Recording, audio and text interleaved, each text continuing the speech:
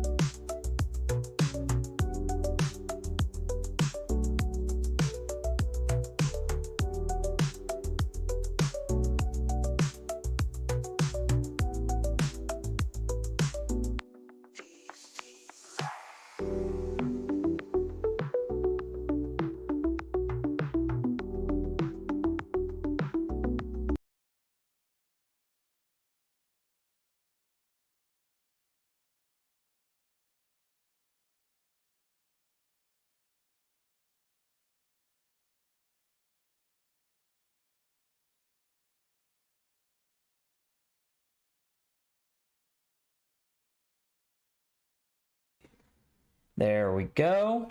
We should be good. Turn on my windows. Oh, darn. Yeah, there it is. Was looking for my phone. Okay. Okay, click that one. Now that's all set up. The chat is visible behind me, so you guys will be able to see your comments and stuff. I've got my phone open so I can still read. Okay, I think we are good to start. Let me audibly pour a drink first. It is good to be back, chat.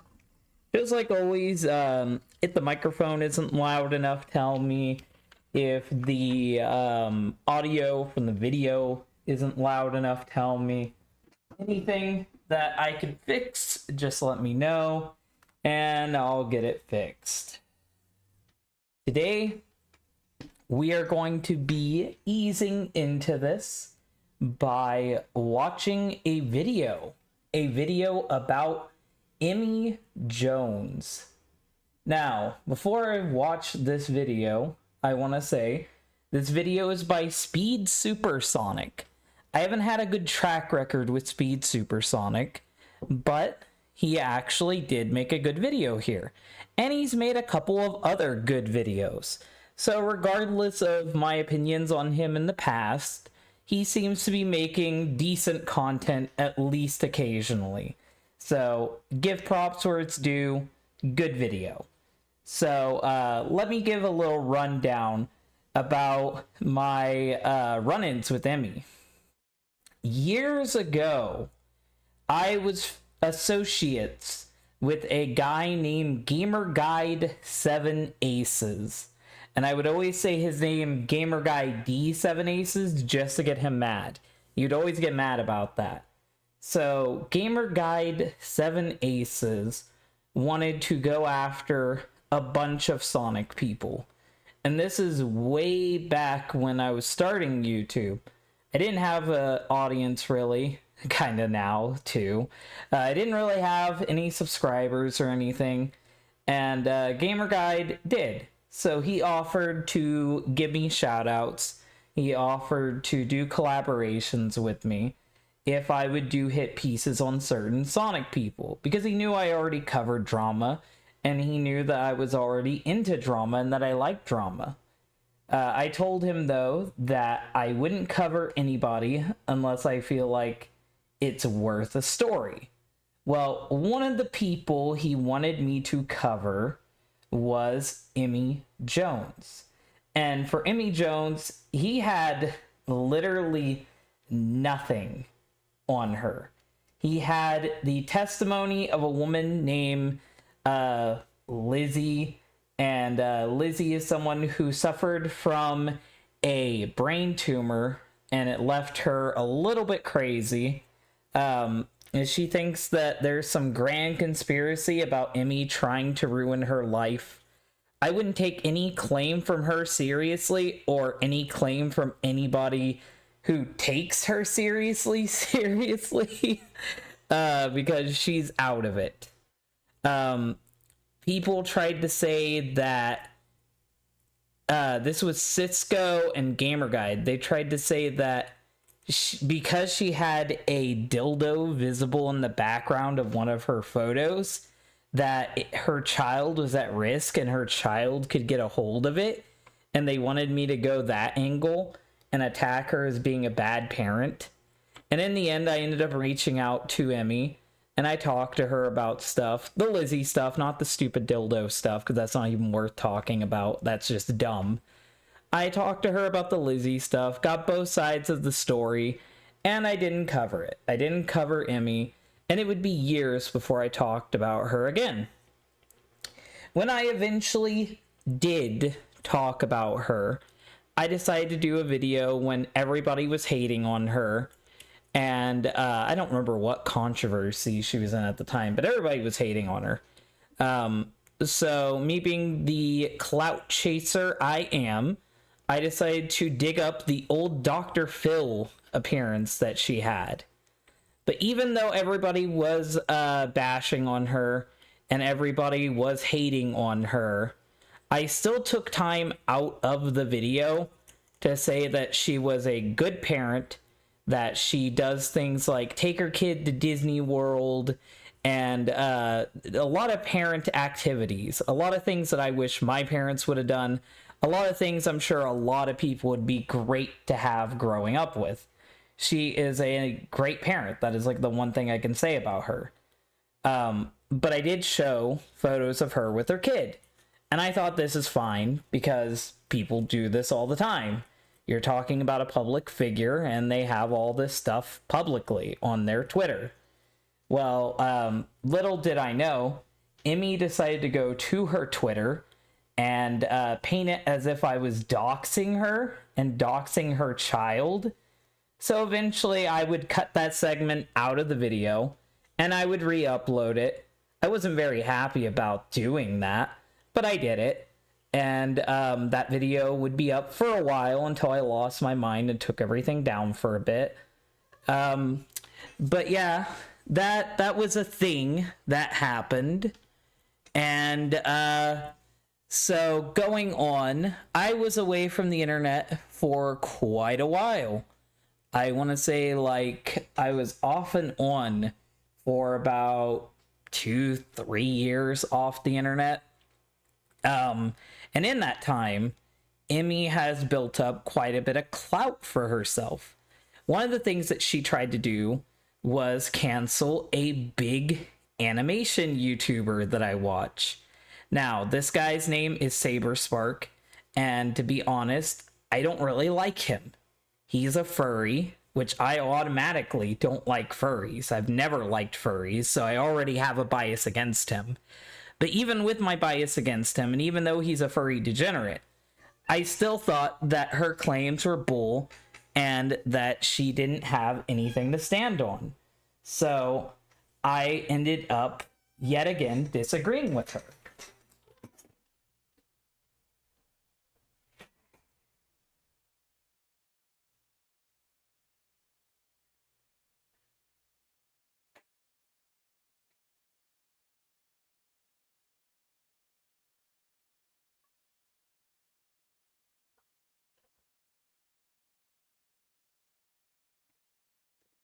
So ended up disagreeing with her.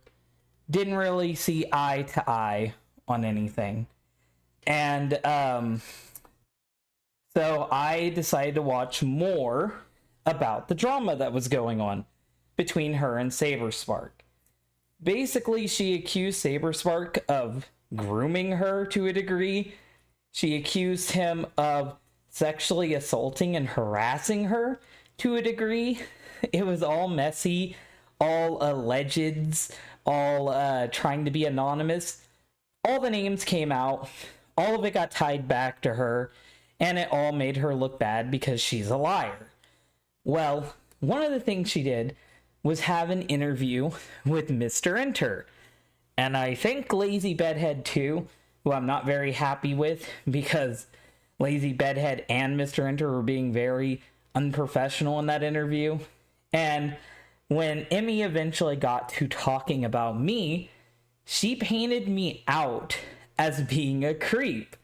And the reason why she painted me out as being a creep is because I had that small segment in one of my videos defending her being a good parent.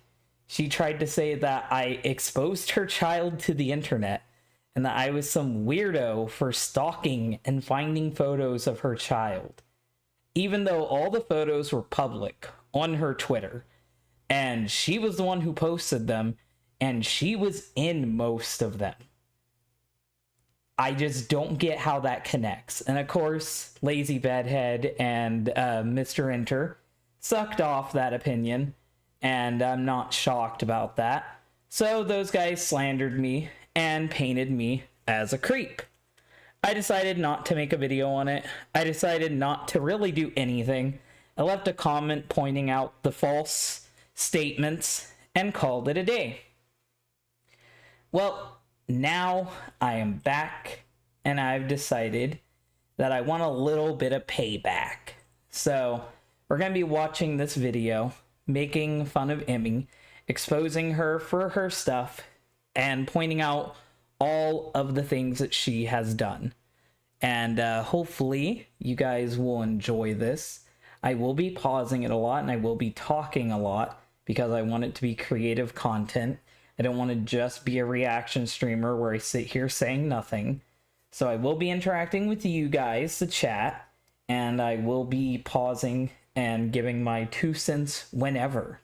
So let's get started. And yet again, if the audio is too quiet, tell me and I'll fix it.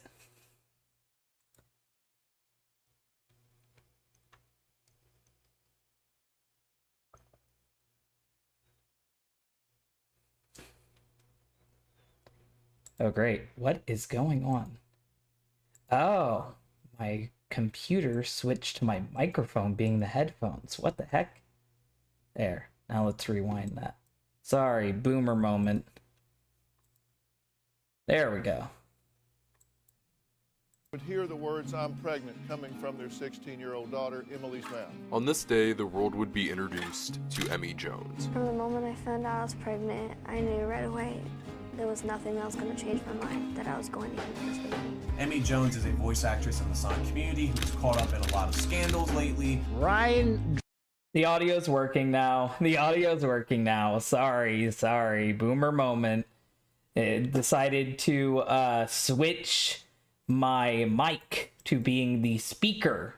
I do not know why it decided to do that. The audio is fixed now. I see it working. Drummond fucked Emmy Jones with the Sonic voice.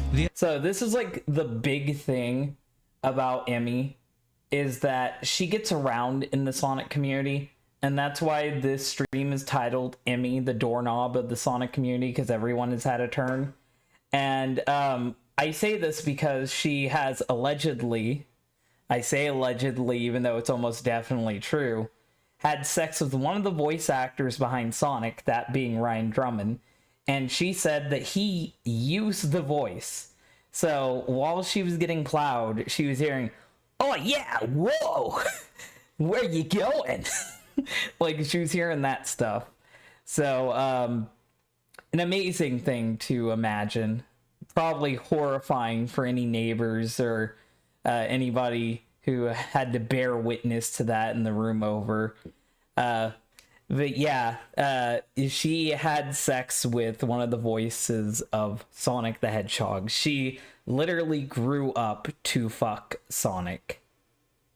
The identity of the anonymous accuser who alleged SA against Saberspark last month has been revealed. Born on December 17th of 1993, Emmy would grow up to find a love for not only video games, but specifically Sonic the Hedgehog and many other fandoms such as My Little Pony. Spending a lot of her time on the internet, she would find the time to engross herself in these communities, growing a following, becoming figureheads of them. And after 10 to 15 years of influence, opportunity, and some would go as far to say power, she has used her positioning as a method of gaining more power in this community, planting seeds of division within the community that she's supposed to be growing, deceiving her audience, betraying friends, and ultimately attempting to ruin the real lives of people she simply didn't end on good terms with as a method of revenge. I will say this, she has gotten multiple of my videos flagged down. She's gotten me at least 4 false copyright strikes, not in a row, thank God, just throughout the years. Whenever I talk about her, I won't be shocked if this video gets struck down either through community guidelines or through copyright again, because she just does that. She doesn't even really have to do it herself. She has like Discord servers and Twitters that she'll like post from, and then she'll get all of her little sycophants to do stuff for her. She has like a massive simp army. And I don't know why they're simping for her, because they're literally going, like, she's gonna fuck everybody except for you. Like, you have no clout, you have no reputation, you have nothing she wants. she's not going to have sex with you. There's literally no point to worship this woman. I'm sure as many of you have noticed over the past few months, the mask that Emmy Jones has been wearing for this time has almost completely evaporated. But for years, that mask has slowly been cracking, many people trying to get through that the person that Emmy makes herself out to be has never been who she is. Over the 30 years of the Sonic franchise's existence, we've seen many notable figures, but I believe, and I say with good authority, that Emmy Jones might be the first villain that it has seen. An evil Oh no, no, no, no, no. Speed Supersonic. There's a guy who has fucked a Sonic plushie for 20-something years now. There is a man who has built a Sally Acorn sex doll from what appears to be real human bones, but is actually mock-ups of human bones that he is carving from wood, which is somehow more disturbing than him just killing people to get the bones. There are pedophiles, there are zoophiles, there are God knows how many horrible people that I have helped expose in the Sonic community, that others have exposed in the Sonic community. And if we want to just go the whole villain route, Richard Kuda exists. He went around attacking people associated with Sega and Sonic. We have Spax. He went around attacking people associated with Sega and Sonic. We have Chris Chan with the blue arms. Like, we have plenty of Sonic villains. Emmy Jones isn't really a villain. She's a clout chaser who got high off of the fact that men wanted to fuck her. Like, villain is giving her way too much credit. Queen, if you will, that has risen up the ranks, using the persona of a sweet, innocent girl to connect herself with the inner circle of the people who are behind her favorite franchise, befriending fellow large community figures and then beheading them at the slightest showing of unloyalty, and using her audience by spreading lies, all for the purpose of money and gain. This is the fall of Emmy Jones, the Sonic community's evil queen. I will say this, though. I don't think she's going to fall from this.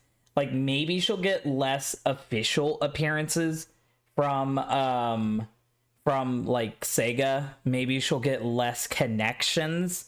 Maybe Mike Pollock won't want to work with her anymore or something. But I think that she has enough simps to keep going on YouTube and Twitter. And I really don't think that she'll ever be gone fully. And if you completely destroy her reputation, she'll probably just start an OnlyFans and then make, like, even more money than she is now. Because she's a woman online, she has plenty of opportunities to continue to be successful and further her success. It's really sad, but she has that type of privilege to be able to do that. It's really hard to just do a cancel piece like this. Women usually bounce back from this, especially, like, pretty women, like, pretty looking women. So I don't think Emmy is going to be affected by this.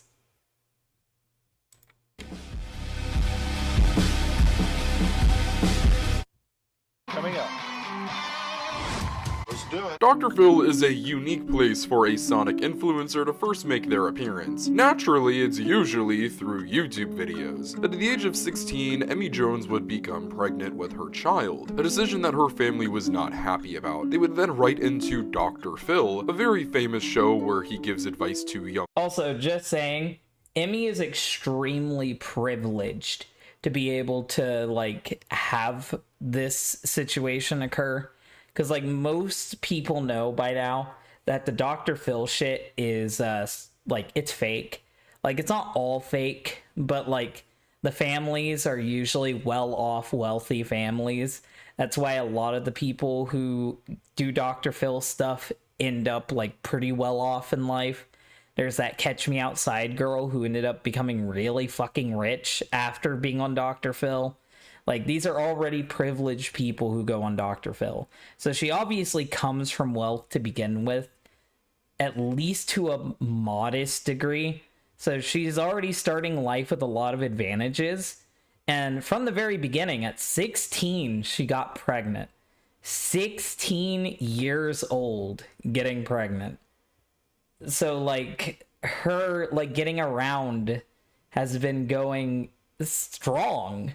since she was in high school. She started doing this shit in high school. Children and families who are going through their own family problems. They went this route instead of seeking out a private professional. I think it should be stated first up that Dr. Phil is a terrible, awful show. While there are some true Dr. Phil is from Oklahoma. I take full responsibility for Dr. Phil. But also, Dr. Phil is funny. And he's probably the best person you can bring someone like Emmy to. My only disappointment is that he didn't threaten to send her to the ranch. I know that the ranch is horrible and that horrible things happen to people there. It's just a funny meme. And if he at least threatened the ranch, it would have made the clip like 1,000 times funnier. But yeah, no. I don't think Emmy would ever get help from a real professional. And I really don't think she'll ever mature. Characters that have graced this screen and that too deserve to be called out for being awful children. Emmy, along with a lot of other kids on this show, are just confused and lost teenagers who are being humiliated in front of millions of people on national television. And Emmy was one of these kids who decided herself that she did not want to abort or give her kid up for adoption. At the age of which is good for her. Like, it shows like a level of maturity to be able to like take responsibility for that, go through with the pregnancy, and take care of a child. And it's a very big deal that that she decided to do that, and it's very brave of her to be able to do that so young.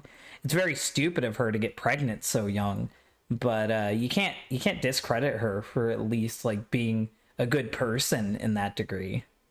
17, she would eventually give birth to her daughter. He fucking censored it. He had her visible for all of 5 seconds. I wonder if this is like the YouTube censorship. Like, she threatened him or called him like a pedophile or something like she tried to do with me. It looks like that this is like the YouTube censor that you can put in post-upload. I wonder if she threatened him. Lucy, and I just want to state this here, we will not be discussing her child for the duration. Yeah, I'm pretty sure this was visible at one point. Because I seen this when it was first uploaded. I was like one of the first people to comment on it. And I'm pretty sure the pictures were visible. Of this video. Not only does she play little to no role in the story that we're going to be telling, but also in any of the drama or controversy, but let alone that, she is a child and does not deserve to be drug into this. But after these events, she would go on Yeah, Emmy definitely fucking threatened this guy. on to live a relatively normal life, graduating high school, which she previously thought she wasn't going to be able to do as a teen mother, as well as working jobs. Things were pretty normal at that time. But this is around the early 2010s, where the internet is really properly getting started, more specifically, the social media age. YouTube is already at this point an established veteran website on the internet. Other social media sites like Facebook, Twitter, Instagram, it's becoming incredibly easy to share yourself and your interests. It was also like the prime time of like thoughts on the internet. There were so many thought girls like just doing the bare minimum lazy ass content and blowing the fuck up. Like, that's a consistent throughout history, and I don't think it's ever gonna fucking stop as long as the internet exists. But these women can just upload anything and people will watch. Like, they can make the worst fucking content ever and people will still fucking watch it. Which Emmy developed a lot of. As a child, she gravitated towards a lot of different brands, but two stuck out in particular, Sonic the Hedgehog and My Little Pony, the latter surprisingly being what kicks off this downward trajectory. She became very engrossed in this community. In the early 2010s, more specifically 2012, My Little Pony really took off. My Little Pony, this Mostly by fucking creepy people. Creepy people who ended up mostly being zoophiles and pedophiles. Just throwing that out there. cartoon about pastel ponies has developed a cult following. In 2010, My Little Pony Friendship is Magic would debut on the Hub, which would later go on to be rebranded as Discovery Family. The show would run for almost an entire decade, and would go on to be one of the most defining cartoons. Which, by the way, fuck that. I want the Hub back. Discovery Family sucks. I want them to bring back the Hub. The Hub is a better name. It had a better logo. It was thematic. Like, it was an overall better channel than Discovery Family. That's just such a generic name, a nothing brand. cartoons of that time, rebirthing what was essentially just a glorified toy line into a pop culture juggernaut, specifically having a grip on the internet. Communities would be born across the various social media platforms we discussed, eventually cultivating in actual real-life conventions taking place, all completely being fan-run. After starting up podcasts, doing music covers, and engaging with fans on social media, Emmy Jones would go on to be one of the most well-known people in the My Little Pony community. And even if you don't know much about My Little Pony, I assure you've almost certainly heard the term. I know, the hub. Like, that definitely will get memed on. Like, if it was still the hub, people would definitely meme on that. Brony. This is a term largely used to define male fans of the My Little Pony franchise, which was an extremely fast and large growing demographic thanks to the recently released television show. And another large prominent creator would rise amongst the My Little Pony community around the same time as Emmy, that being none other than YouTuber SaberSpark. Around this time, SaberSpark had a decent following, around 20 to 25. By the way, I'm not shocked that SaberSpark is also a brony, or was a brony, because he's a furry, so not shocked there. But also, like, weirdly enough, a lot of people who were in the brony community ended up spinning off into either being a cartoon reviewer or a toy reviewer. I've seen it happen God knows how many different times with different people. Like, practically all of the bronies have ditched the pony stuff and have moved on to other kids' properties. Which is good, because anything is better than being obsessed with My Little Pony. But you can definitely tell when someone was an ex-brony just by looking at them. Honestly, I'm gonna be offensive. Yeah, you can just look at a guy and be like, yeah, nah, he was a brony. I can totally see it. Like, stereotyping and typecasting, it works in this occasion, like 100%.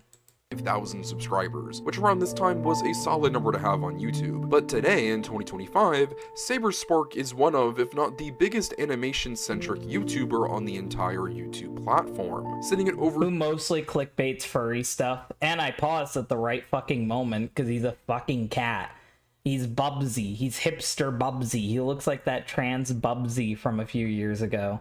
I'm gonna just keep saying Bubsy. He looks like Bubsy. Like, I don't know why he's Bubsy. If someone could explain to me the lore behind his stuff and why he is Bubsy, I don't know why he's Bubsy. 2 million subscribers, pulling in absolutely monster views. But back in the 2010s, things were a little more modest, and the two would eventually meet and become friends in the summer of 2012. The two would speak on Skype quite frequently, mainly— oh no, not Skype. But also, I hope you guys could see what I mean just by looking at his face. He's kind of got that soyed out face. Like, he's got that that soylent face. He definitely looks like he was a brony. He definitely looks like he would be in that community. About the show, keeping things relatively friendly, but eventually things got personal. The two were discussing their normal lives, and the fact of Emily being a mother was brought up, and how she was no longer with the father of her child. The father of this baby, who, by the way, is broken up with you, right? He's gonzo. He's just moved on, but you think he still loves you. This naturally transitioned into the topic of her being single, and things got progressively more— there's been a couple of mass shooters that were bronies. It's more than you think, actually. Like, just saying the brony shooter isn't enough. I'm just going to assume you're saying Randy Stair and just count it as that, because, like, he's the guy I think of immediately. He's a cat because he did a review. Yeah, I get that. But that was a lion. That was a lion that was in that. He's Bubsy. He's a bobcat. I don't know why he's Bubsy. flirty between the two. With the convention Canterlot Gardens being set for the 28th through 30th of September, the two were looking at that convention as a place where they could hook up. Strictly under the banner, though, of friends with benefits. The two would eventually meet at the convention, being in a hotel room with a handful of friends, but going off to eventually have sex. The two would hook up, with both parties going on to Randy Stair was the ghost guy, but he was also a brony. No, like, everyone remembers the Ghost Girl stuff because he made it really apparent.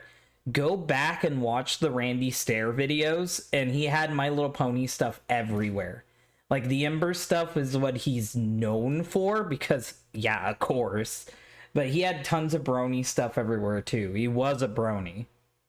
described the encounter as brief and disappointing, but would still keep in contact after this happened. Around this time, Saber Spark was Brief and disappointing. That is the best way. That is the best way to describe Saber Spark's sex life. He's a one-pump chump. He could barely do anything, apparently. It was brief and disappointing. But Emmy's a liar, so you can't trust anything she says. I just want to believe that's true. Deep down inside, I want to believe that's true. It makes me happy to think that's true. having a lot of anxiety about Emmy not getting her period, fearing that she might be pregnant. He feared this because their sex was unprotected, due to Emmy saying that she had an IUD, and despite IUDs being 99% effective, there was always that 1% chance and also the chance that Also, why does Saber Spark look creepier back then than he does now? He looks like a mixture of Scott Cawthon, the creator of FNAF, and Lynn Cara. Like, he's so weird looking back then. Why do you want to fuck a guy that looks like this? What makes him so irresistible? Like, looking like the third brother of Drake and Josh? Like, what makes him, like, appealing at all? Is it just the brony videos? Is it just the clout? Is it just the sub count? There's that moment where you think to yourself, you could have fucked Emmy Jones if you just had more subscribers. Emmy was lying, so the two would meet up at a hotel a few months later in November of the same year for Equestria LA, another My Little Pony convention. While initially planning to take the pregnancy test, they decided to wait until the end of the convention, choosing to spend time together and have fun. They were in a relatively empty floor in the hotel, got intimate, and then went into a bathroom to have sex. By the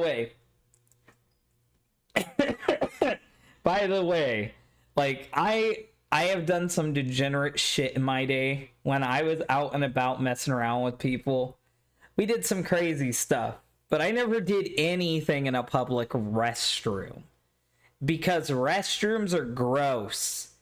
Doing anything in a public restroom is disgusting. It's trashy. I instantly, Emmy is seen as, like, kind of skanky for that. Like, who does something in a public restroom? Like, that's like one of the lowest of the lows. Like, you might as well just be uploading to Pornhub at that point. Like, what trashy girl has, like, anything in a public restroom? And from what I understand, it was just a blowjob. It wasn't like sex. But still, it's fucking weird. That's prostitute behavior. Like, dear God, glory hole. Might as well. It's the Sonic glory hole. Fucking put a ring on the stall. After this, however, the two wouldn't be necessarily close during the convention, only really having one brief interaction after a screening of the Brony documentary in downtown Disney. As Saber Spark was leaving the theater, he would look over, and once when they made eye contact, she would awkwardly fall down a wall, seeming to have some kind of medical issue, according to him. But after the Disney... I honestly think that everything she did was fake, and she just wanted attention. I think that she faked that medical emergency. She faked having a pregnancy scare. She just wanted to have him, like, wrapped around her finger. And he knew Crazy when he saw it. He was down to fuck Crazy, but he wasn't down to be fucked by Crazy. So he ditched her, which is really funny because, like, she got ditched by a disappointing in bed, reasonably unattractive at the time man who's obsessed with My Little Pony, which really has to be an ego blow. Like, he busted a load on your face in a pony bathroom. God. Staff stepped in and gave first aid to Emmy. Saber would eventually leave, and the two would meet up on the final day of the convention so that Emmy could take her pregnancy test, which came back negative. Confused by Emmy... I love that she's having a pregnancy scare. She's having a pregnancy scare. She feels like that she could be pregnant with this child. And she's like, I know what'll solve this. I know what'll make me feel better. Just bust one in my face in the brony bathroom. That's what I need right now. Emmy's recent behavior and hesitancy to take the pregnancy test, Saber Spark was questioning a lot about her and eventually pulled away from her, not texting back anymore and eventually unfollowing her on. He fucking ghosted her.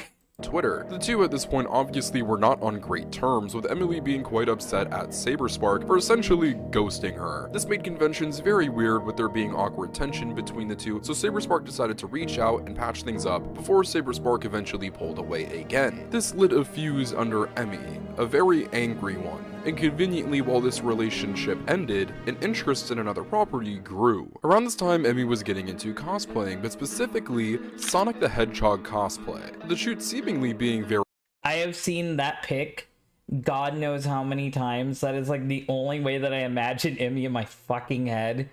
It is like it is one of the trashiest Sonic cosplays ever.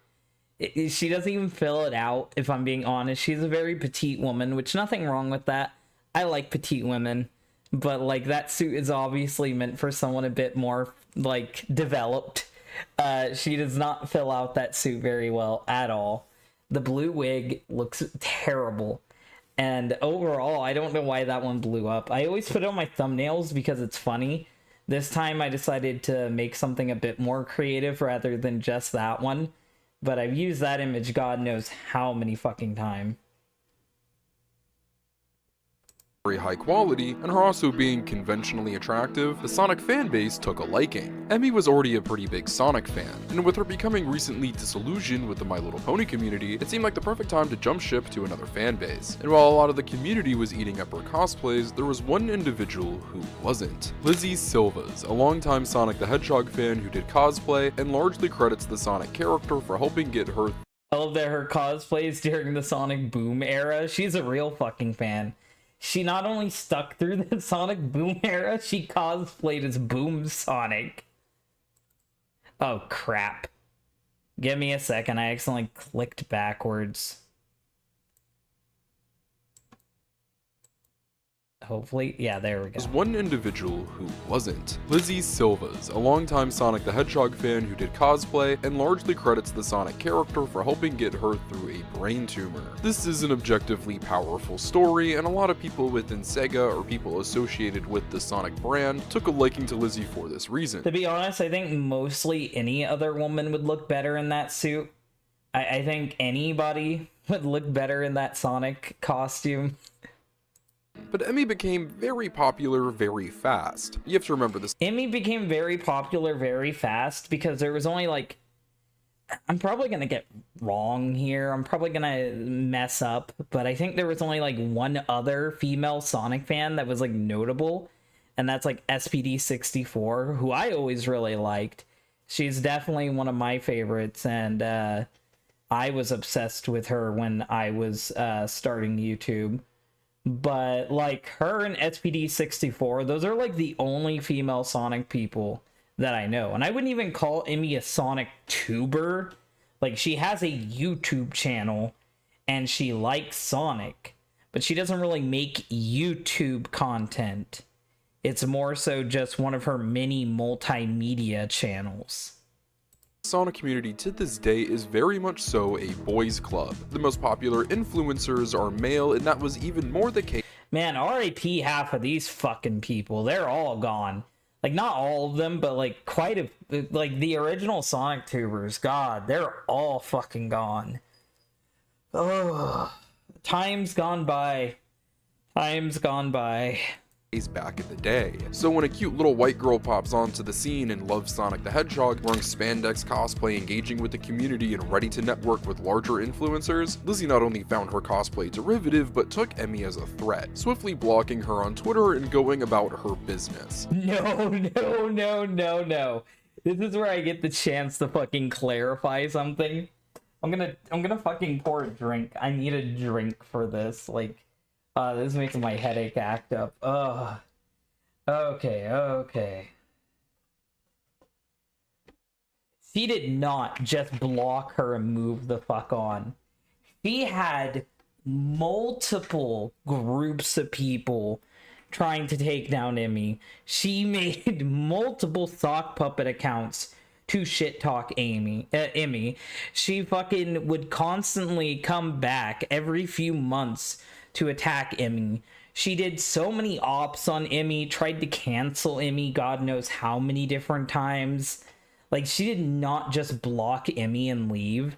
No, she blew up her DMs. She harassed her nonstop. She tried to like dox her. Like she was fucking insane. She tried to get other people, including Gamerguide and me, to cancel Emmy. Like, no, it wasn't just that. I hate when like a story is biased to one party. Like, it's obvious that he either trusts her or he doesn't care to get the information right about her. Lizzie is a lunatic. While all this was going on, Emmy was befriending some pretty big name creators and influencers in the Sonic scene during the mid-2010s, specifically Matt Mannheimer, the former owner. I'm gonna have to check out your channel, Mika Hotshot, because you said you are a Sega tuber, so let me check out your channel. I'm not gonna do it right now. I'm gonna screenshot your thing, and then I'll go check it out later. You might get a subscriber. Of Tails channel. If you were a Sonic fan, you are most likely familiar with Tails channel, whether it is right now in them having a large presence on social media. I never minded Tails channel. Tails channel was he was pretty alright. He was like really non-offensive. I know that Jesse Pajamas had like a deep connection with the guy, and he would always talk about him constantly. But other than that, like, Tails channel existed, and I thought he was a cool guy. When they were a massive, almost conglomerate Sonic corporation on YouTube, they have always held a lot of power and have had a lot of connections with not only Sonic the Hedgehog creators, but Sonic the Hedgehog itself. After creating ties with many people associated with Sega, Matt would go on to become the social media intern for Sonic the Hedgehog under Aaron Webber, the former social media manager for the Sonic the Hedgehog franchise after the company went through a restructuring. Aaron was much more than just the social media manager for Sonic, however, almost completely redefining the character's identity in modern pop culture zeitgeist around the mid to late 2010s as a self-aware, meta-contextual character, which by the way, I didn't like the whole meta era of social media mascots. Wendy started it, and then everybody else hopped on it, and I didn't even think it was that funny with Wendy's. The only time it was really ever funny is when the exact opposite happened, and everyone became like really obsessed with Tony the Tiger and had like a whole gimmick where they were all trying to have furry sex with him, and he had to keep blocking them and calling them out publicly as degenerates. Like, that's the only time I liked any of the mascot stuff online. Like, that one was funny, but like all the sassy mascots, I didn't like that. I didn't like the self-aware mascots. It's like, hey guys, my franchise sucks. Whoa. Like, I don't really find that funny. I just don't find that funny. Just make it not suck. A lot of fans laughing, and a lot of people looking disgusted at what they were trying to turn the Sonic franchise into. He was a part of the pitch team that presented Takashi Iizuka's Sonic Mania, the best received Sonic game at the time since Sonic Adventure 2, and also held a meeting with Jeff Fowler and Tim Miller, which a lot of fans speculate was the moment that they decided to change the movie Sonic design, which went on to reshape the Oh my god, your movie sucks. I might do a video on him. I might do a video covering his shit. It'll be another DHT live like this. But I might do something covering your movie sucks, because dear God. Dear God. Franchise forever. This is an important man, and he will be playing a role very soon. Life was pretty good for Emmy. Around this time, she noticed that Lizzie blocked her. Confused as to why, she added Tails channel and YouTuber Steven Nux, which directly led to dogpiling. Not just that, but truly a really fucked up reply came after saying, jealous of attention. She feels she should be getting attention for beating cancer when I'm just a pretty cosplayer. A truly fucked up and heinous thing to say. Yeah, no, Emmy is fucking dark for that one. It's like, yeah, you think you're so cool because you beat cancer? Well, I'm cute. About somebody, and from this point forward, Lizzie vowed revenge on Emmy Jones. Now, while yes, Emmy did start this situation off incredibly poorly, recruiting creators and their fans to attack her, and tweeting an incredibly— That's what she does all the fucking time. Like, she still does this shit. Like, she does this shit constantly. Like, she still goes around attacking people on social media and getting her fans to, like, bombard them. insensitive comment, Lizzie to this day has made it her mission to destroy Emmy Jones, creating an at this point one-sided relationship with her where she has harassed. She is like literally the Dr. Doofenshmirtz to Emmy Jones.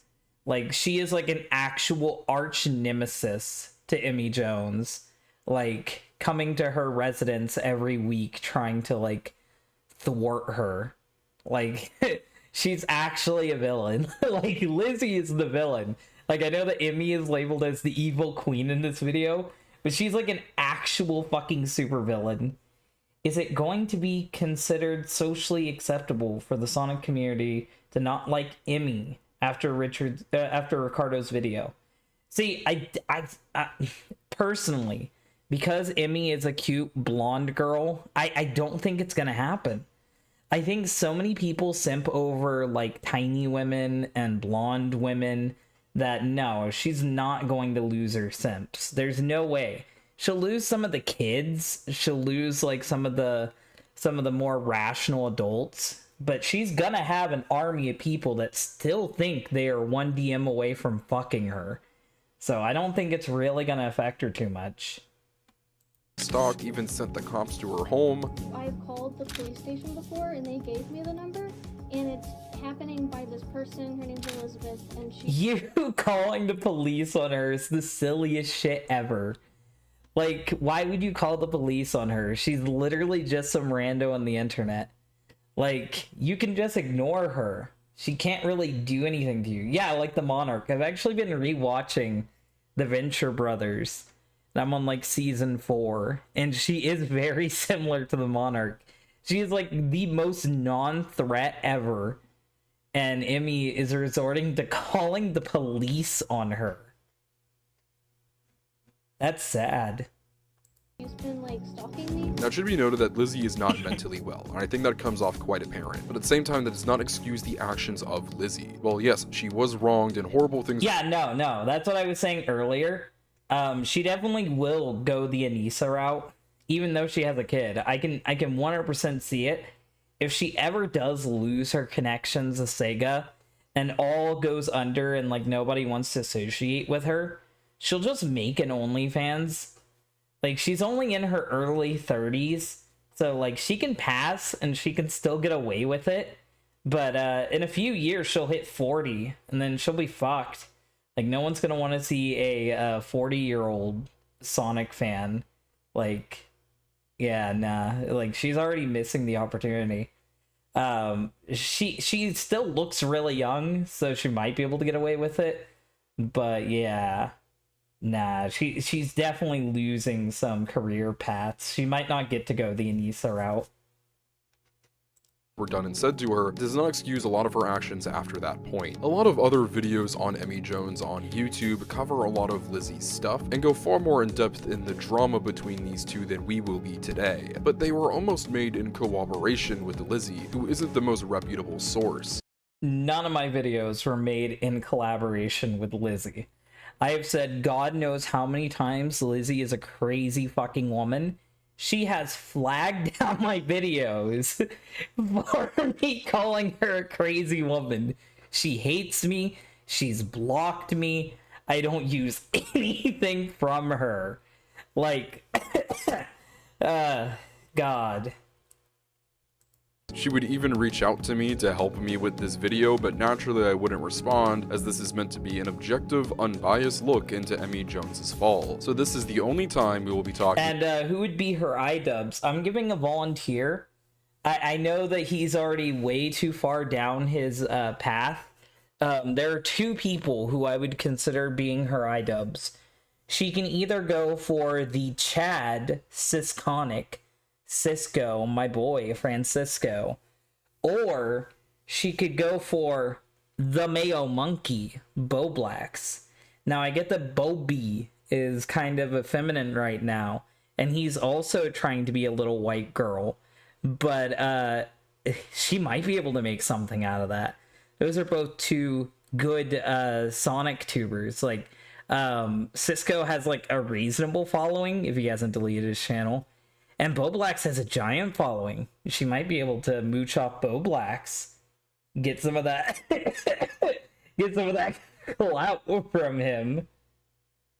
About Lizzie and her relationship with Emmy in this video. But Emmy was doing great, her songs were blowing up, she was truly becoming one of the biggest figures in the community. She got a spot on the Sonic Central YouTube channel, a middling Sonic the Hedgehog collective of the era, but did consist of some pretty big name content creators around that time. And something else that happened is that she became the Sonic community's most eligible bachelorette. I'm sure you all have been waiting for it. Emmy is most known for sleeping with former Sonic voice actor Ryan Drummond. A little background on Ryan, She slept with more than that, and she's been in a lot of situations.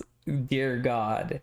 Like, the amount of people that have been accused of sleeping with Emmy, oh my God. Like, she could start a Sonic Gate with how many of the Sonic tubers that she was messing around with.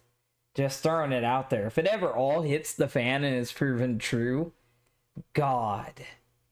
was Sonic's first video game voice actor, starting in 1998 with Sonic Adventure, all the way up until 2004 with Sega Superstars. By this point, he was already over 10 years removed from his tenure as Sonic the Hedgehog, and despite being very young but still around the scene at that time, I can tell you he wasn't incredibly involved with the fan base just yet. Not until 2020 did you see these former voice actors popping out in conventions, doing signings and interviews, so them not only having a relationship, but a relationship this intimate was definitely a novelty at the time. Outside of the fact of a former official Sonic voice sleeping with a fan, the biggest controversy that arose from this is that a lot of people put this under the category of an affair. At the time, Ryan Drummond was indeed married to his wife, with his wife not filing for divorce until 2018 and it being finalized in 2019. In 2016, Emmy Jones claims that they were simply separated. When you and your partner fully agree to separate from each other and that your marriage is essentially finished outside of court, it does not fall under the guise of cheating. You both have mutually agreed to go your separate ways, but due to Ryan and his wife having multiple children, this made the divorce more complicated, which made it take more time. I don't even think it's really the children. I think it's more so that they were married for as long as they were, and he didn't go into the relationship with a lot, so there's a lot of assets to distribute between the two of them. There's a lot of financial stuff that they'll have to settle between the two of them. Like, that shit can take years. Some divorces can literally take years of negotiating in court before it's finally said and done. Like, and having kids just further complicates that. It's a huge fucking mess.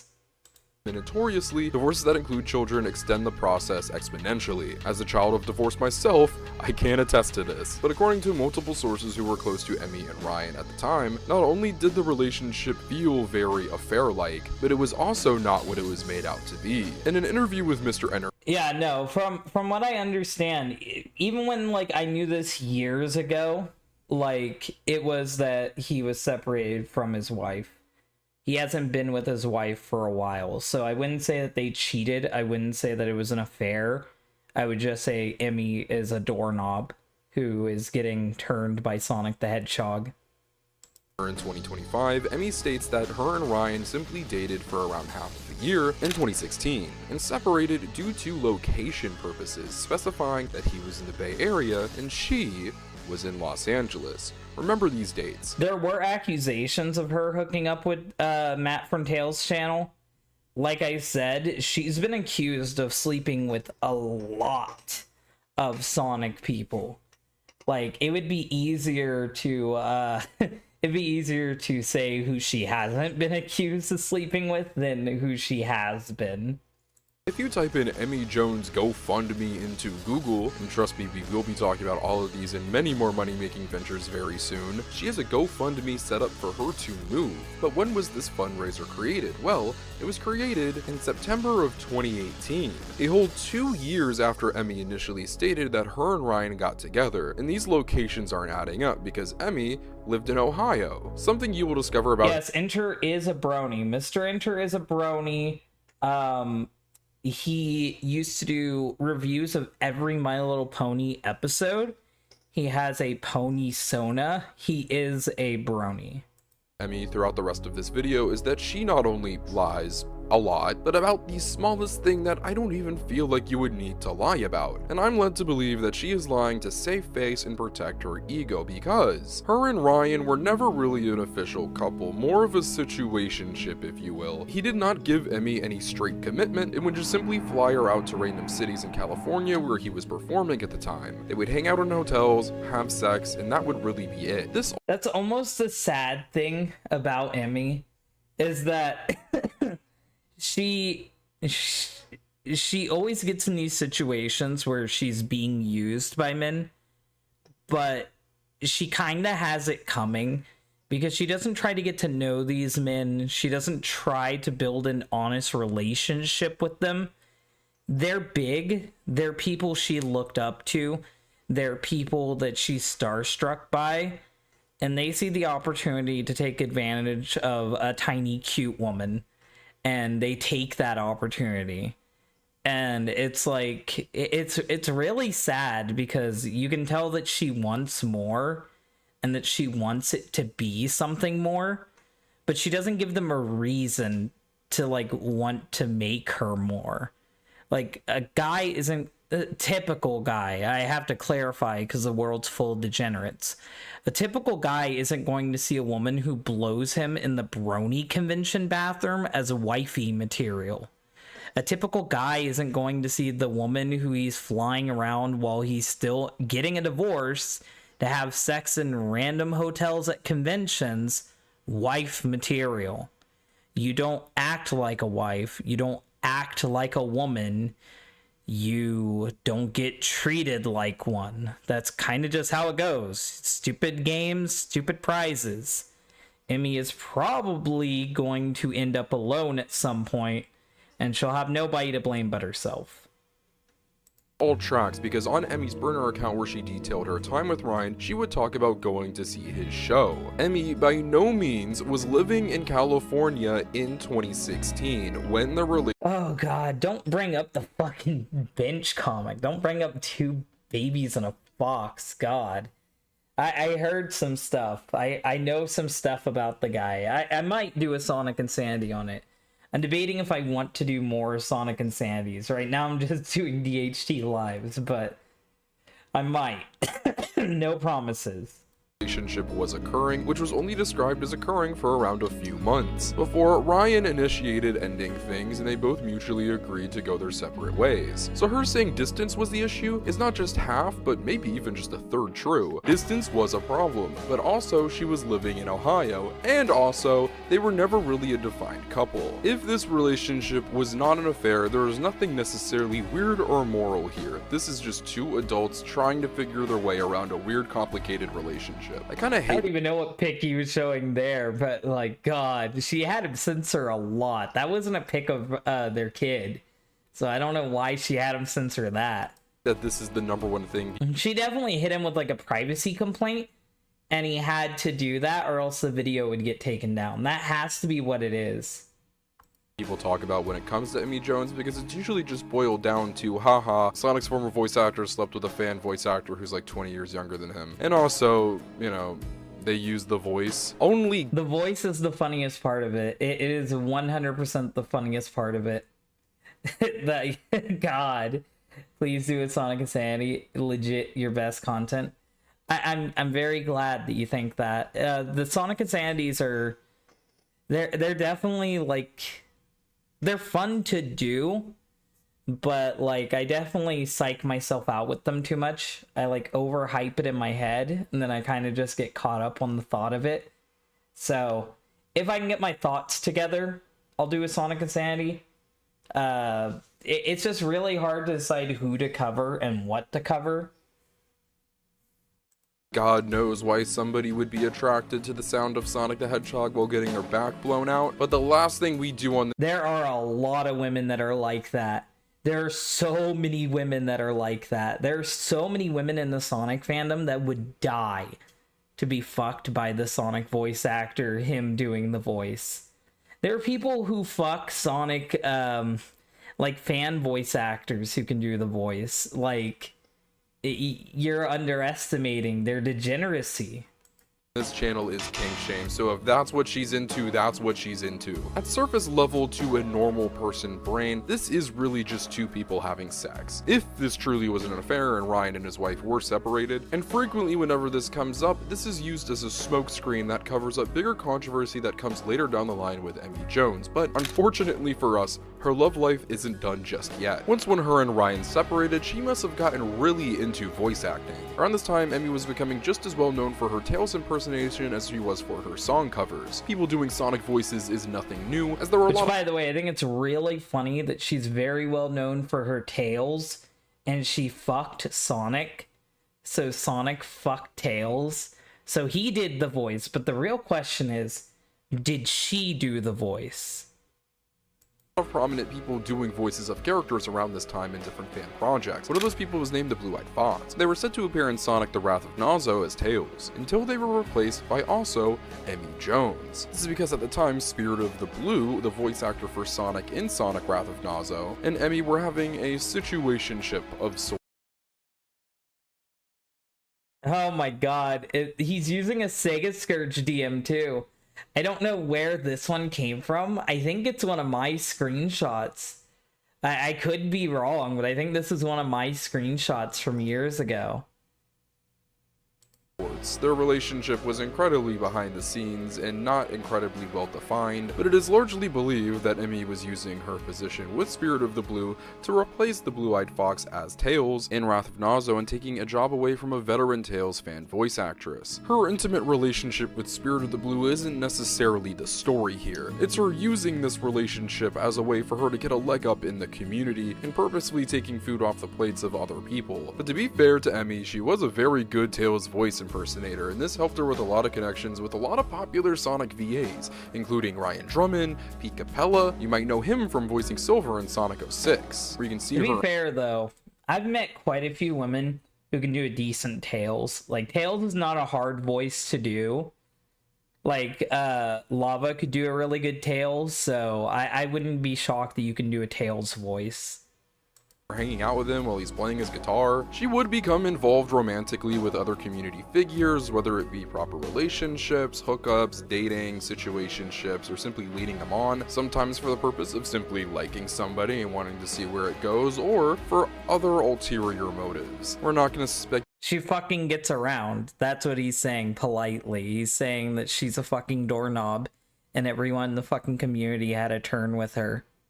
I got her to hate me pretty early on, so that didn't fucking happen. I have a very hateable personality. Wouldn't say if I would or would not do anything with her if given the opportunity back then. But yeah, I definitely got her to hate me right off the bat, so that's probably for the better. Probably a lot for the better. Speculate on any of these people unless it's public knowledge or I have gotten confirmation from sources. We're not going to speculate if Emmy Jones got with Jason Griffith's dad, but somebody we know that she flirted with, or rather led on, was the member of the website and organization Sonic Retro. I will not be specifying this person for privacy reasons. As you'll come to see in future controversies that we'll get into, harassment from Emmy and her audience plays a big role and is obviously an awful thing to do, and the last thing I want to do is incite more harassment from those people. So when something is not entirely public knowledge, please understand when I choose to exclude their names. This is a part of the story where I'm gonna need you guys to hold on to your seatbelts and maybe grab a snack. Sonic Retro is a very mysterious but also very I love Sonic Retro. I'm thinking about doing another Sonic podcast on my Sonic channel. I don't know if it'll be a revival of Club Spin or not, but I would love to do a video just waxing about my experiences with Sonic Retro. Just giving like a good retrospective of what the website means to me and how long I've been using it. It's definitely like a touchstone of me in the fandom. Like it's definitely one of the things that made me an online Sonic creator. powerful organization in the Sonic community. Despite being a fan site, they hold a lot of power within the fan base based off of how long they've been around. People a part of Sonic Retro have been a part of the fan base since the 90s era. They are Sonic fan veterans and are very possessive over the community and franchise. This has led to great opportunity for members of Sonic Retro, including Sergio Monaligre, who would go on to become the social media coordinator for Sonic the Hedgehog, once again under Aaron Webber. Now, why am I talking about this random Sonic fan site outside of the fact that Emmy associated with one of their members? One day, Emmy was given the script for an upcoming Sonic game by the name of... the thing is like, not only, not to make it all about me, not only did Danny just stop doing YouTube and focused on college and her career stuff, a lot of people, when I had my mental issues a few years ago, they don't want to deal with me anymore. So if I did bring back Club Spin, it would be a new cast. It wouldn't be like how it was before. It'd probably be like me and one other or two other people. It probably wouldn't be any of the same people. Sonic Forces, by none other than this unnamed... By that, though, I don't have any problem with Lord Danny, and I really hope she's doing well. Sonic Retro member. How he retrieved this or got his hands on it, we're not entirely sure. There's been speculation that his Sonic Retro associate who worked at Sega at the time got him this. And once again... By the way, we all got that fucking script leak. Like, everybody knew about Sonic Forces plot well before it came out. I got so mad when I found out about Sonic Forces plot behind the scenes, because I was doing Sonic theories already about Sonic Forces plot, and one came out, which was the it might have been two, but I remember the one that I worked really hard on was the Infinite being Eggman's create a character, that Eggman would be having a create a character to fight your create a character. And that's kind of what the original plotline was going to be when Infinite was a creation of Eggman instead of some edgy guy Shadow messed up one time. That's a scrapped version of the story that kind of still made it into the final game. But yeah, no, my theory was incredibly wrong, and I was very annoyed when Sega Scourge told me that he had the script and that it was not going that way. And even then, the actual script still has a lot of inconsistencies with the final game. Like, it was a fucking shit show. We're not here to speculate. What we do know is that Emmy would go on to Discord later that night and would go on to leak this script. For those around the Sonic community at the time, you would remember Sonic Forces script being leaked. And yes, it was from none other than Emmy herself. This was a draft from 2016. Honestly, that should have gotten her blacklisted right then and there. Like, I don't know why everyone is so cool with leakers. Like, Sonic Show, Jaden, he's really cool with Sonic leakers. I think it's very unprofessional to associate with people who leak Sonic stuff. And I don't know if I ever will cover leaks. I might, but I still feel wrong even covering leaks because it's just not a good thing to do. It's not fair to the people who are working on the product. It ruins the plans that they have in, like, production at that time for the release of the product. It can lead to a product being rushed. It can lead to elements of the thing being shown off well before they're ready. I think that happened with Sonic Frontiers. I really don't like leakers, and I don't like people who go around releasing this stuff. We've had a huge problem with that in the Sonic fandom, and I think a lot of the problem came from Sonic tubers making deals with these leakers and getting the leakers a lot of clout. It's definitely a huge problem. With notes given from somebody with the initials of AW. Somebody around that time that shared those same initials was Aaron Webber, someone that Emmy recently became very close to, thanks to her connections with the aforementioned Matt Mannheimer of Tales Channel and Sonic Retro members. And not only did Emmy leak this script, she leaked this... No, seriously, Emmy shares a lot in common with the bitch who started Gamergate, the fucking bitch who fucked 5 guys. I want to say it was Zoe Quinn. I could be getting the name wrong. I think it was Zoe Quinn.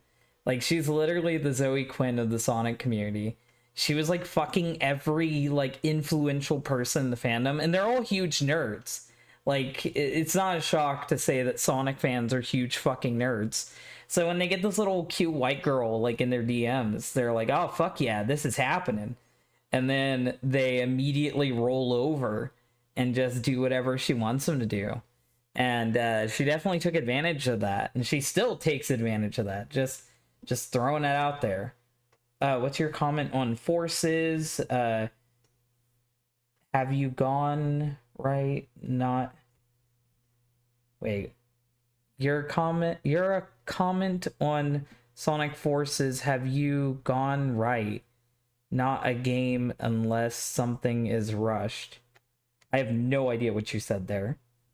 Script from Weber's apartment. And no, not just because they were friends, Emmy and Aaron were seeing each other at the time. Yeah, she literally will fuck all of these nerds. Like, if you have clout, the odds of Emmy fucking you are incredibly high. Like, I am 100% convinced like anybody could have fucked Emmy. Like, there's a reason why this stream is called Emmy Jones, a Sonic Doorknob. That's because that's what she is. 150%. I'm gonna fire over an allegedly here for legal purposes, but as you're seeing on screen right now, I have multiple testimonies from people who were close to Emmy and Aaron at the time. Now, this is one of the most well-known secrets behind the scenes in the Sonic community amongst larger influencers. It just hasn't come out because I don't feel like there's been any reason to, but when you're making an expose on Emmy Jones, now kind of feels like the right time. Many people wonder why Emmy was given so many opportunities with Sega, how she became so closely associated with the company. This is a large reason why. Her having a sexual— This is what just really pisses me off about women in these spaces, because it is just so easy for them to move up. Like, people are always like shitting on men and saying like men are overrepresented in these spaces and that they have all the advantages, blah, blah, blah, blah, blah. But you get someone like Emmy, someone who's not qualified, someone who has really no professional experience at all, someone who's like a total fucking nobody. And all she has to do is like open her legs and fuck these nerds. And then she's at like actual fucking Sega events. She's doing actual Sega shit. Like, she gets to be a somebody just because she has a fucking vagina. And it's bullshit. It's honestly bullshit. She's a literal nobody. Like, a complete and utter fucking nobody. She has, like, she can sing. Like, that's it. Like, she can sing, but she doesn't make original music. She's not a musician because all she does is covers. She's not really a voice actress because all she does is fandom work. She's not really in anything. She's just kind of a user. Like, she only uses other people's stuff. Like, she has nothing unique or original to offer, like, the fandom or the world, honestly. Like, even Sonic and Tails R isn't that good. It's just a radio drama. This isn't the 1930s. No one gives a shit. Relationship with essentially the head honcho of the Sonic brand in America around this time allowed her to get her quote-unquote foot in the door and make a lot of connections with people at Sega. She did an entire promo video for Monopoly Gamer Sonic Edition. Nah, you don't have to say Aaron has the BWC. He literally just has the big sub account. That's all he needs. He just needs the big sub account. I've always had like a philosophy in life, and this is 100% true. You have to either be attractive, you have to have a big dick, or you have to have money or fame to get women. Like, to get, like, these women, these thoughts. And the money and fame is definitely what these guys are going on. Like, I doubt they have the other two. Because I've never laughed at them. And we already heard earlier that one of them was short and disappointing. So I really doubt that it's anything too impressive. Something really no Sonic creators were doing around that time. Being given opportunity by Sega, it was really rare, excluding being given positions at the company. At this point, Emmy wasn't just a rising star in the Sonic influencer scene, she was one of the biggest faces. A lot of that power was acquired through interesting means, but in this point in history in the late Interesting means is a very nice way to put it. She might as well be fucking considered a Babylon rogue with how often she's spreading the eagle. 2010s entering the early 2020s, Emmy was now one of the most powerful figures in the entire community. And how would she use her power? Well, unfortunately, it's all downhill from here. Throughout Emmy's time in the community, she's had many issues, whether that be her health, her needing to move, her mom needing a dog. But how do we usually know about that? Her seeking financial help through her audience. Now, don't get— Which, by the way, she doesn't need the fucking money. She's got plenty of fucking money. She's gone to like Disney World, God knows how many fucking times. She's gone on elaborate fucking trips over and over again. Oh, fucking extortion. $5 donation. You, my friend, deserve my money. Thank you. I appreciate it. Thank you for the $5. I'm gonna hit like on that. I really appreciate that. But yeah, God, Emmy, fuck. She does not need the money. She really does not need the money. She's a well-off girl. Like I said earlier, like not anybody gets on Dr. Phil. They do a lot of screening to get people on Dr. Phil. She already came from a place of privilege and wealth. And she literally was just taking advantage of simps online who she knew would give her money. Like, that's the reality of it. Like, she doesn't fucking need the money. She just wants the money. Get me wrong, when you have nowhere to turn to and you have a platform, you might as well use it to get help. But there's a difference between using your platform and abusing the people who have given it to you. To an unhealthy and unusual degree, Emmy asks for a lot of money from her audience quite frequently. From 3 GoFundMes initially asking for a medical dog for her mom, with a goal of $8,000 in donations, firstly wishing nothing but the best for her mom, but she was able to get a service dog regardless. To the aforementioned GoFundMe asking for $5,000. Which, by the way, I don't know if this is true for every state, but here in Oklahoma, you can just get a service dog appointed to you by the state. Like, you can ask them to give you a service dog, and they will get you a professionally trained service dog. So I don't know in what world would she have to buy a service dog. Like, you obviously need the service dog. So I don't know how her state works, but here you can just get one.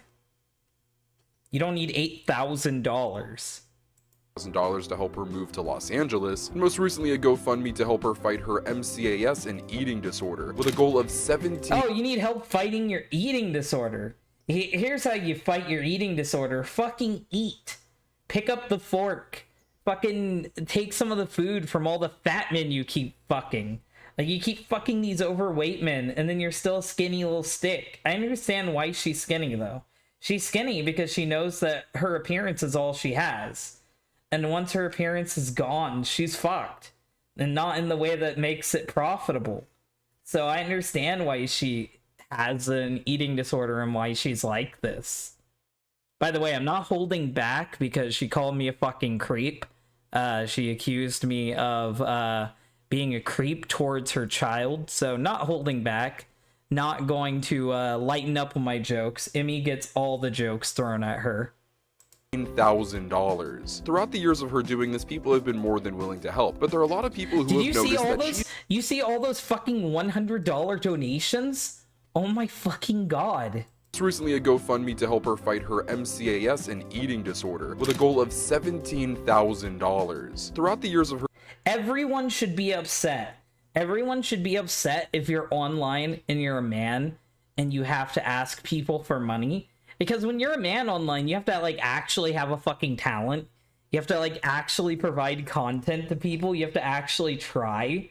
With being a woman, all you have to do is step 1, be a woman.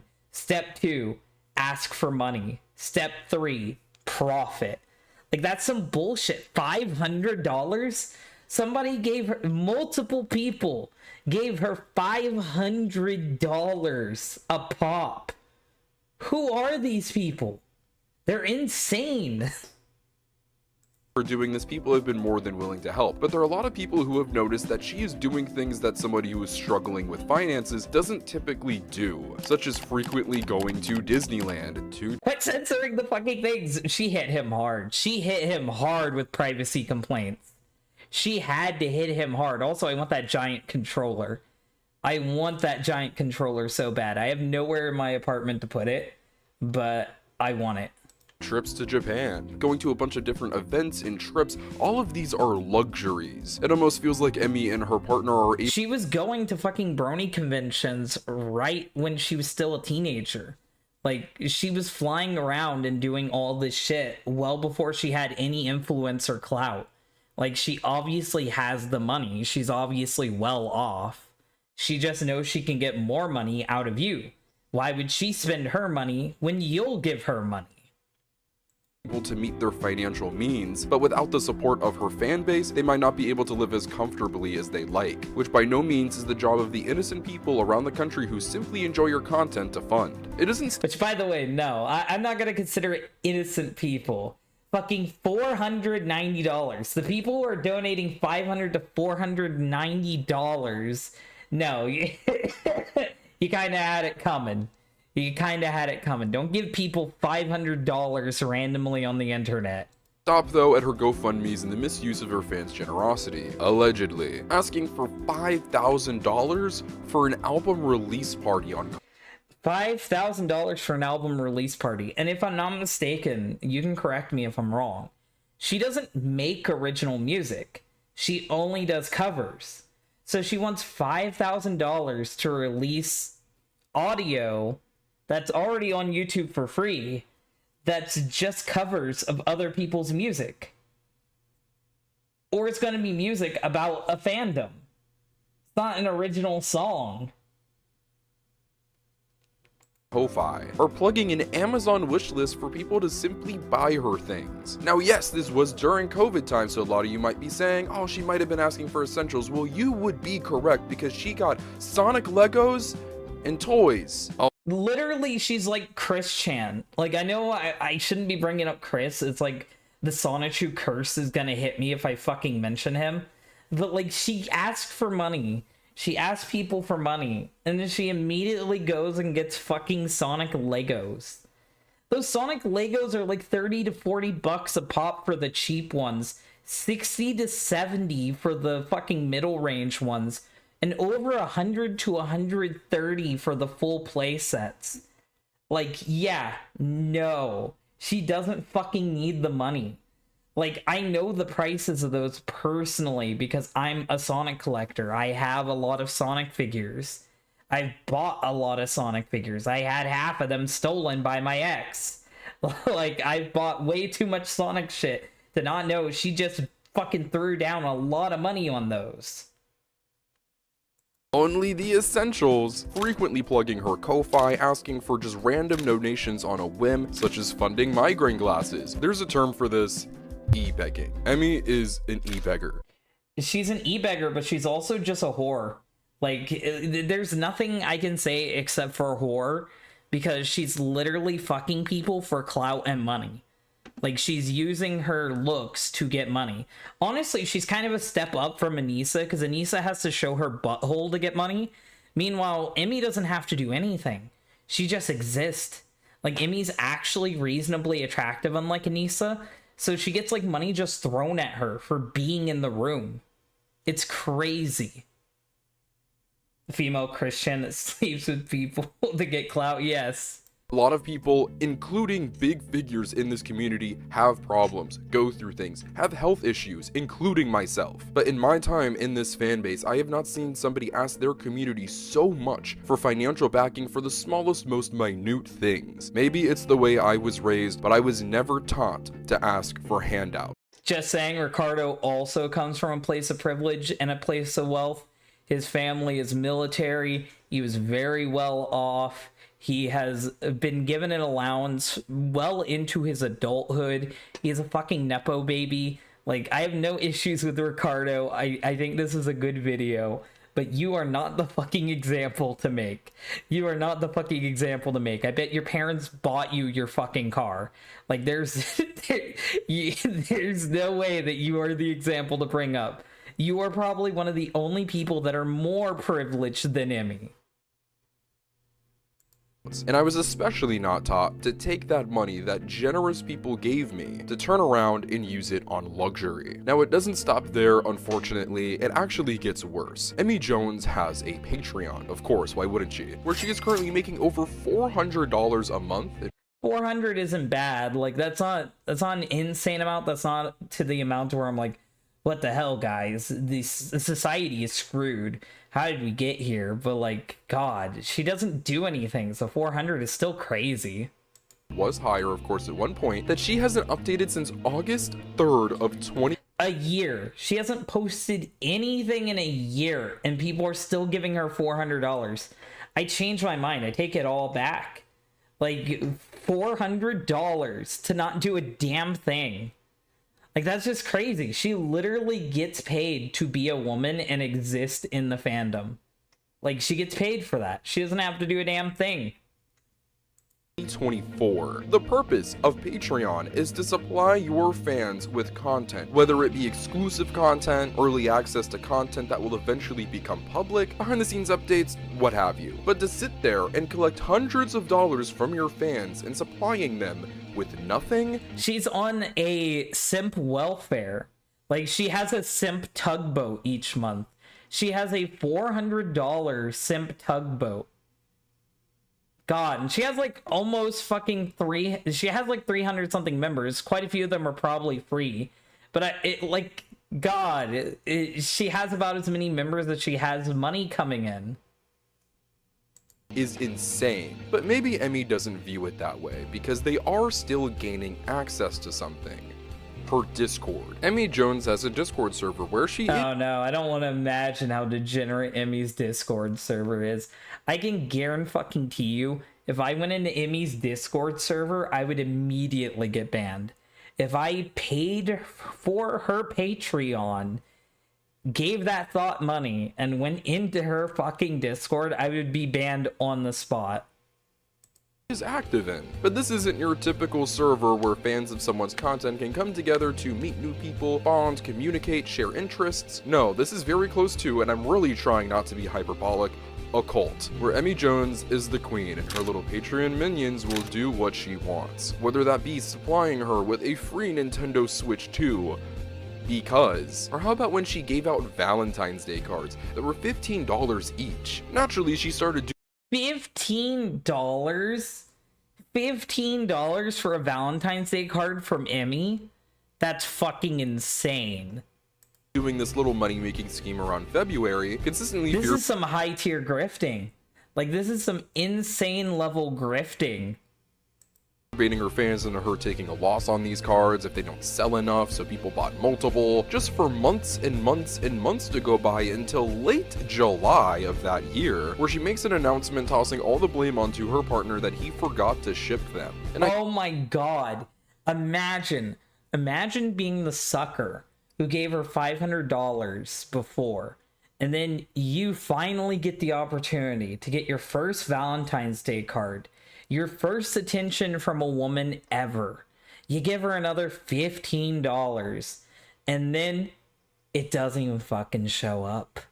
Valentine's Day goes by, you're lonely still, your mom's yelling at you, months go by, and then you finally get a notice on social media, not even the fucking card or a refund. You get, sorry, my boyfriend who I let fuck me, who is not you, didn't send it for me. I know that you gave me the money and I needed the money and you bought a good from me, but my boyfriend didn't do it, so get fucked, lol. I guess he must have forgot again, because people didn't start receiving their cards until the following year of 2025. A whole year later. That's this year. You had to wait a whole fucking year to get a shitty Valentine's Day card. I wonder if she even actually signed it. The penmanship is terrible, so I'm willing to say that she probably did sign it. But like, God, thank you for all the support. Who would support you when you take that long to deliver a fucking piece of paper? A whole year for people to receive Valentine's Day cards. Even friends of hers, get this, were supporting her financially. This person gave her close to $1,000, helped pay for her trips, helped her fundraisers. She's just using everyone for fucking money. Like, it's insane how much money she's getting from this shit. Giving her close to $1,000, helping her pay for trips, meals, all of this. $10 to $25 tarot readings. Here she is. What the fuck was that? Or supporting her financially, giving her close to $1,000, helping her pay for trips, meals, all of this. 10 to tarot cards. So Emmy is being a magic 8-ball. She's being a magic 8-ball for you, and you pay her $25 and she'll give you answers. She'll also do some for 10. Bitch, go ask Grok. Go ask Google. Go ask anybody. Go ask a homeless person on the street and give him $5. And you'll probably have more money well spent than giving it to Emmy Jones. Who would give Emmy Jones money for advice? She had a kid at 16. Who would ever want to know anything about the future from Emmy? Her future is very bleak. Like, why would anybody ever want tarot card readings from a thought? $25 tarot readings. Here she is fear baiting a fan that it's tarot, the T is silent. Anonymously came forward to me about how she needs money because her power is about to be shut off. $450? She came to you anonymously and asked she asked me for money too, by the way. I don't remember how much money it was, but I wasn't about to send her fucking shit. But yeah, no, that's bullshit. Like, God. And how does your electric get up to $450? I live in an apartment by myself, and I have electronics on quite a bit. The highest my power bill has ever fucking gotten was like $150. $150 is the highest. And from my experience, you can only go 2 months without paying your bill before they shut it the fuck off. So, like, even at the highest amount that my electric has ever been, it still wouldn't get to that degree. Like, $450, I'm calling bullshit. Like, I just don't see it. I don't fucking see it at all. He sent her money numerous times through PayPal, and when her attempt at a $450 cash out didn't work, she simply tried to just get off with a 30. This is not— Really? So it's like, oh yeah, my power is still gonna be out, but at least I can get a McNugget. At least I can get like a fucking a Big Mac and some fries and a drink. Can I get $30? I know I wanted 400 because I desperately need my power back on. But you know what? 40 will do too, honestly. God. Not normal behavior. I don't care what way that you try to paint this, this is clear financial manipulation of her audience and makes her GoFundMes all that more sketchy. Remember though, money isn't all that matters to Emmy. It's also power. Her Discord has been turned— and sex. into a battleground, a dictatorship, where you must, as a fan of her, build up the social credit to be one of her favorites, and if you don't, you are simply treated as lesser. A big part of this is being as hateful as she is. Emmy, at her core, does not like the community that she is a part of and profiting off of. More specifically, the larger influencers and creators that she shares the scene with. It's been said that she had a whole entire hate campaign against Sam Procrastinate, where none of her audience would be able to say anything positive about the man or his content. Why is this? Because he did not personally come out and use his platform to publicly defend Emmy during one of her controversies. Which, let me remind— That's funny though. I don't like him that much. Me and him have had issues for years, but that's still funny that she would do that. You guys, is not the job of Sam or any content creator to do when somebody gets into a scuffle. She also has specific vendettas against Fidel of Games Cage and Tails channel, and for those who are not aware, hasn't been run by Matt Mannheimer in around 10 years at this point. And I swear that this is not the purpose of me making this video, but shocker, she really doesn't like me, having her crew go to the staff of Sonic Revolution to have me removed from the event in 2023. And once when that happened and caused issues, she of course yeah, that's that's one of the reasons why I don't go to Sonic events either, because like people like Emmy would definitely try to have me banned immediately, and you know, it would be funny to know that someone had to get fucked literally for me to not show up to an event, but I just don't want to go through the hassle. I just don't want to fucking deal with it. Did all of the blame onto her friends. Sound familiar? Keep in mind, up to this point, we never interacted.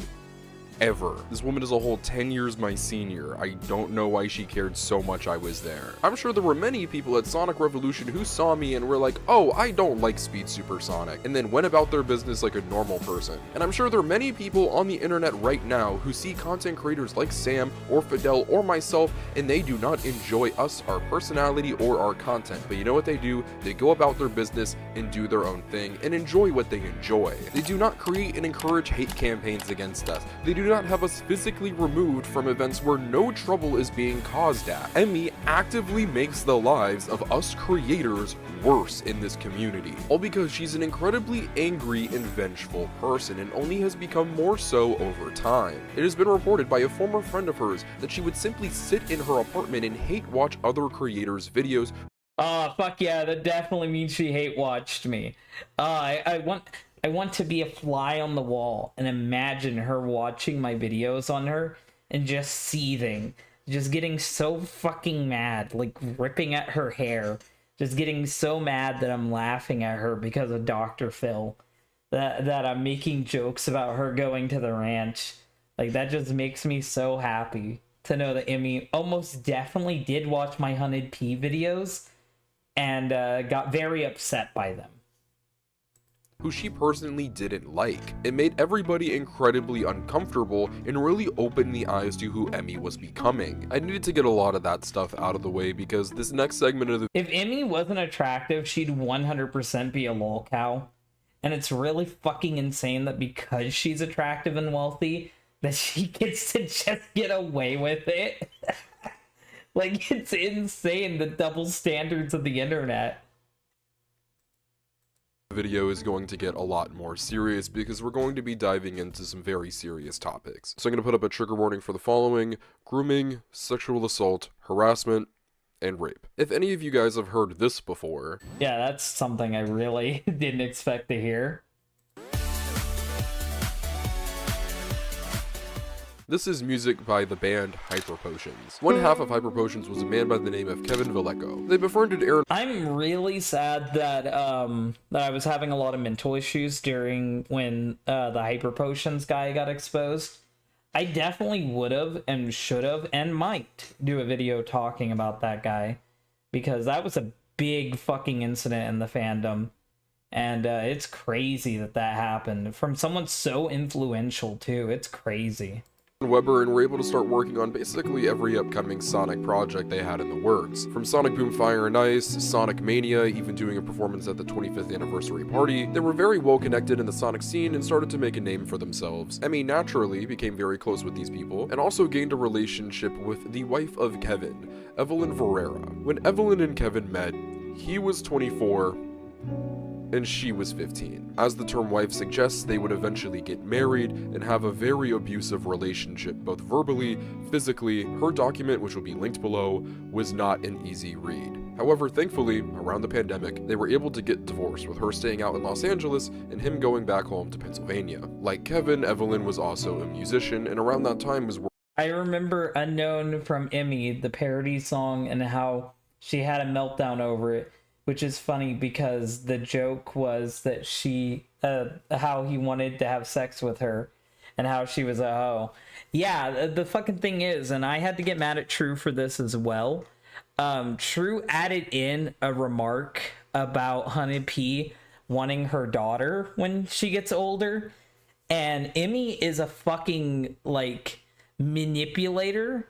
She always wants to try to paint people as fucking pedophiles, and she always wants to take the worst jab she can at people. It's not good enough to just, like, say, this is in bad taste, you're fucking dumb, you need to get a life. That's not enough for her. She has to paint you as, like, a pedophile and a creep So she started painting True as like a pedophile and a creep because he made a joke about Honey P wanting to fuck her daughter. Like, it's not humor that I necessarily agree with, but I also don't think that True is anything bad because of a joke. I think people should be allowed to joke in any which way that they want to. And I had to take the video down at the time because she was threatening to not only flag that video, but flag multiple other videos. And I already had other groups that were striking me. I had people who hated Jessie Pajamas that were striking me. So I was dealing with a lot of copyright strikes at the time, and I couldn't fucking deal with it. So I just ended up taking down that video and removing the Unknown from Emmy's segment from it. And True also got struck because of that, and he lost his channel shortly afterwards. I don't know if it's the people who hated Jessie that got his channel taken down, or if it was the people who simp over Emmy that got his shit taken down. But I know that Derek, Yappy DK, I know that he got banned on Twitter because of Emmy. So, like, Emmy did actually go out and do this shit. Working on a project. What project was that? Sonic and Tails R. Sonic and Tails R is a radio drama created by Emmy Jones that is mainly known for starring some very big names in the Sonic voice acting scene, such as Ryan Drummond as Sonic, Jason Griffith as Shadow, Mike Pollock as Dr. Robotnik, which there was drama about a pay discrepancy, but that quickly got... With True, he quit talking to me when I quit being friends with Jessie. But with Lance Jerkoff is fucking nuts. He's like always been a conspiracy theorist. Now he thinks I'm like part of some type of cabal, like some part of a conspiracy. He's done multiple videos talking about me being in like some type of fucking secret society shit. Like, he's just nuts. I don't know what the fuck is wrong with him. I have nothing against that guy, and I don't know why he lost his fucking mind and started hating me. I literally have no idea why Lance hates me. Resolved, so we'll be breezing over that. The first episode was even featured on the Sonic the Hedgehog official YouTube channel's fan spotlight page. Emmy was at least somewhat aware of the issues that Evelyn and Kevin were having, even being the person to tell Evelyn to speak out. But when Evelyn would eventually resign from working on Sonic and Tails R, she would go on to be replaced by Kevin, her groomer, her abuser, the worst thing that really ever happened to her. Damn, that's evil. That's so fucking evil. You lose the girl and you replace her with the guy that allegedly groomed her. Like, do you not know optics at all? Why would you do this, Emmy? Were you fucking him too? All hidden under his Push Pause moniker. When Evelyn eventually spoke out, Emmy would too, claiming she didn't know the extensive history behind their relationship. And I'm sorry, I find that very hard to believe. You're telling me that this couple, who you were closely associated with, the topic of their ages and age gap never came up. An age gap which, let me remind you, is 10 years difference. And regardless of when Emmy and Evelyn met, she would have been significantly younger than Kevin, not just in number, but by appearance. I would think it's weird if my fellow 22-year-old friend decided to date an 18-year-old girl fresh out of high school, let alone someone significantly older than that, dating somebody that young. Emmy deflects when Evelyn said that she needed to stick up for herself in relation to Kevin going back home to Pennsylvania and Evelyn staying in LA. But even if you didn't have the gritty details of their marriage and why it was ending, you're telling me that you didn't know anything that Kevin had done? When you were talking with Evelyn, that a simple discussion of life, two friends confiding in each other, no red flags were raised about Kevin or his character. But regardless of that, why would you think it is okay or moral to replace the person who is leaving your project with their ex, who they are currently separating from and having a very messy situation? Yeah, it's really unprofessional either way it goes. Even if he wasn't a groomer, even if he wasn't a creep, even if he wasn't any of the things that you could call him, like, he's still her ex. It is extremely unprofessional to lose somebody and then immediately give their spot to the person that they most likely resigned over. Like, she left because she was having personal issues, and then you fucking bring in the personal issue to replace her. It's just completely insensitive, and I don't know who would ever want to work with Emmy. She then flat out lies in her statement, says that the composer role was not filled by Kevin, which, yes, It's right here. It's in the credits. She then gets mad at the internet for condemning her for her wrongdoings in this situation and ends it off by saying that she hopes that Kevin can get the help that he needs. Help he needs? He groomed a 15-year-old. Yeah, grooming a 15-year-old. The only help he needs is help fitting into a wood chipper. Like, there's no help. There's no help that can be granted to him.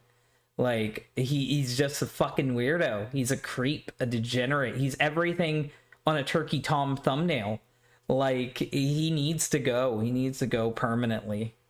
And then went on to abuse, manipulate, and sexually assault her in their marriage. Why would you wish him well? Wish him to hell. And what makes this even more sad is that this is not the only example of Emmy being negligent in protecting the abusers and predators that are in her life that she gives jobs and associates with. Sonic and Tails R is often hailed as Emmy Jones's project, but if you look at the credits, she is the executive producer, the voice of Tails, and the co-voice director. Now, why is she the co-voice director? Because there's someone else that's involved with the project far more than she is. His name is Dorian Nelson. He is the producer of Sonic and Tails R, the co-voice director, the staff writer, the staff sound designer, and he did the end credits animation. I'm not even fucking shocked.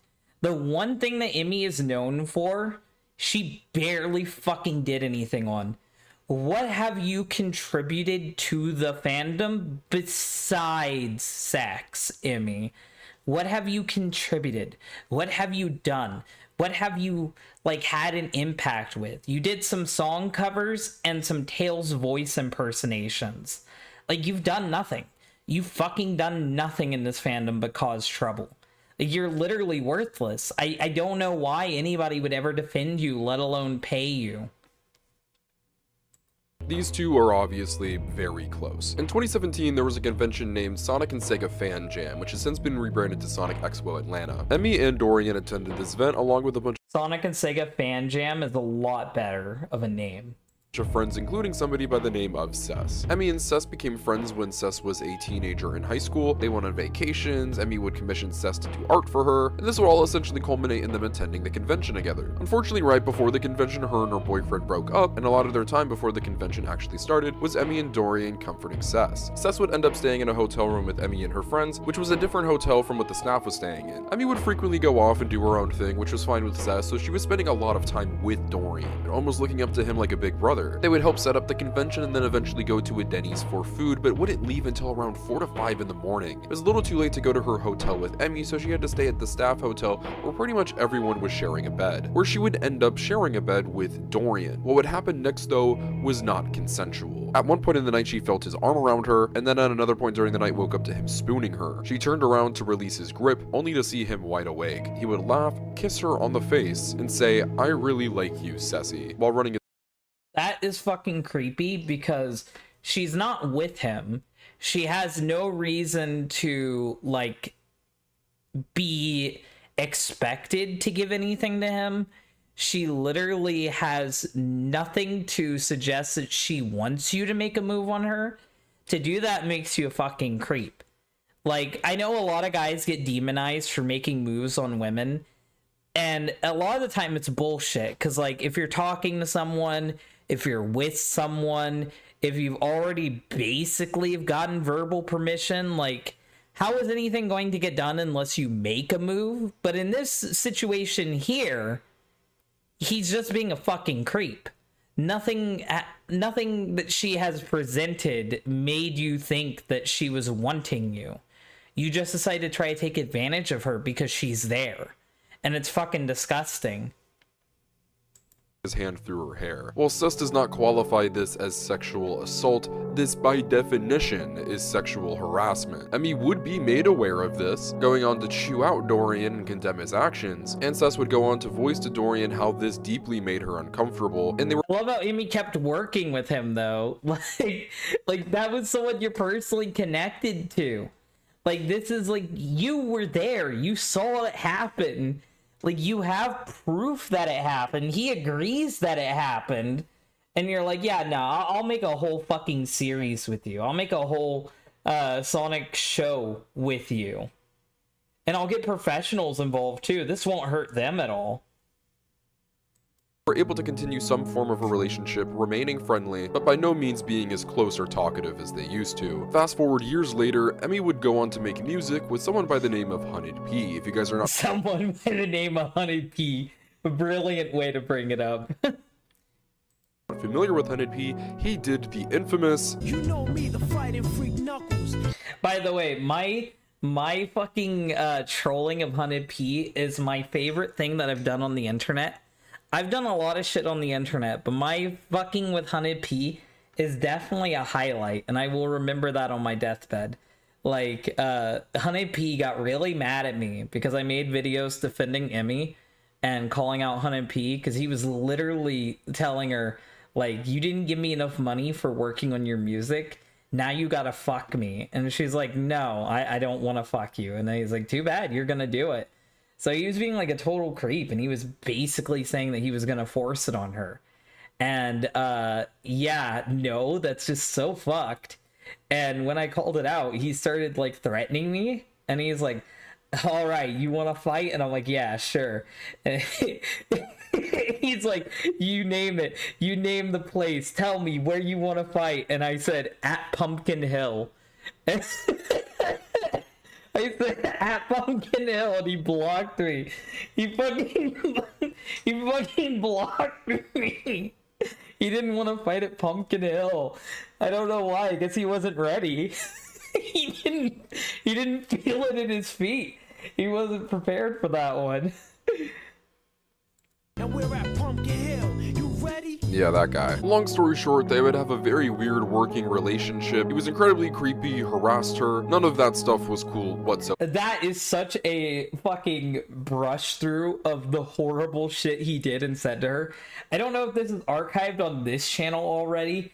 If it isn't, I'll definitely try to get it up on this channel. But no, Hunted P 100%. Like, you can even see it here on the screen. And if you watch the video of me doing this, I definitely read in Ebonics, which I do not agree with anymore, but I definitely did that to make fun of how Hunted P talks. But he says, not only not given me any way... Oh, I guess I didn't read it with Ebonics. He types in Ebonics. I've never seen anyone type in Ebonics. Not only not given me any way, I'm gonna sound so white, to actually pay you, but also said that sex is part of the deal. I don't think you are in the spot to say I don't know how business works. I don't know if that's her or him. They both have horrible grammar, but still, it's crazy. However, Dorian Nelson, though, who at the time was working on Sonic and Tails R with her, went on to write a statement for Hunted P and then retweet it. This was essentially the straw that broke the camel's back for Cess, and she completely cut off Dorian. This would all soon reach a breaking point, however. In 2022, Sonic Fan Jam was I know the Hunted P stuff is archived either on my channel, or there has been an alternate channel that archived a lot of the stuff that... they archived a lot of the stuff that I didn't want to archive, like the Jesse Pajamas stuff. And I'm pretty sure that some of the Chris Chan stuff. So it might be on that channel. I think I have it on my channel linked in the unofficial DHT archive playlist. Running, and Cess was intending to attend, but shortly after she finalized her attendance, Emmy would announce that there would be a Sonic and Tails R panel, which Dorian Nelson would be attending. With her past experience with him and this obviously being a triggering... Why the fuck would you bring him around her again? Like, are you fucking stupid? Are you just completely negligent? Like, why would you do this? Person in general for her, this made her uncomfortable naturally and was brought to the attention of Sonic and Sega Fan Jam, who was already privy to the history between Cess and Dorian. They would eventually work something out, but the head of Sonic and Sega Fan Jam wanted to speak to Emmy and Dorian and instructed Cess not to speak to them until they did. Time would go by with no response from Emmy, so Cess reached out to her, where she was infuriated with Cess, saying that Cess was causing problems with her health and trying to ruin her panel with Dorian, as well as putting the Sonic and Sega Fan Jam staff in a horrible position. But oh yeah, all of my stuff is on the Internet Archive, so you can definitely find it on Internet Archive, but I think it's also on YouTube. Quite a bit of it is by now. head of the convention saying that Sess was blackmailing them with the threat of releasing a statement on social media if they didn't ban Dorian. This is obviously not true. She was simply looking out for her own comfortability being around somebody who is traumatizing for her, but Emmy was not having any of it. She insisted that Sess get in a call with her and Dorian, but obviously this did not make Sess comfortable. I don't know, maybe have some empathy and understanding that your friend who was violated in her sleep maybe doesn't want to get on a phone call with someone who clearly traumatized her. After a few days, Emmy would go on to cancel her Sonic and Tails RP. Yeah, I love that Emmy was the one who was trying to accuse Saberspark of doing shit to her and taking advantage of her and harassing her. And then when she has the opportunity to actually help a victim, actually help someone, she demonizes them and makes them feel worse about it and tries to put them in a situation with the person that hurt them again. Like, it is just completely psychopathic behavior. Like, it's utter nonsense from her. After Dorian voluntarily stepped down. Sess was trying to make good with Emmy, apologizing as her intention was to never get her Sonic and Tails R panel ruined, but Emmy stayed quiet, didn't say anything to Sess. After all of this, Emmy and Sess would attend Sonic and Sega Fan Jam, but they would keep their separate ways. 2 days after returning from that event though, Dorian would publish a doc about how he had been falsely accused of sexual assault for years, with Emmy going on to retweet it and endorse it. Keep in mind, Sess never said that she was sexually assaulted, but she was harassed, and I think we can assume that Dorian is aware of his actions, and that what he did that night was not okay, and has to live with that guilty conscience. Remember, initially when this happened, Emmy was on Sess's side and called out Dorian, but of course, as we're aware by history, she would go on to create an entire radio drama with the man, and then later— Would anybody be shocked if she fucked Dorian? Like, would anybody be shocked if Emmy fucked Dorian? Like I said before, it's easier to name who Emmy probably hasn't fucked than who she has.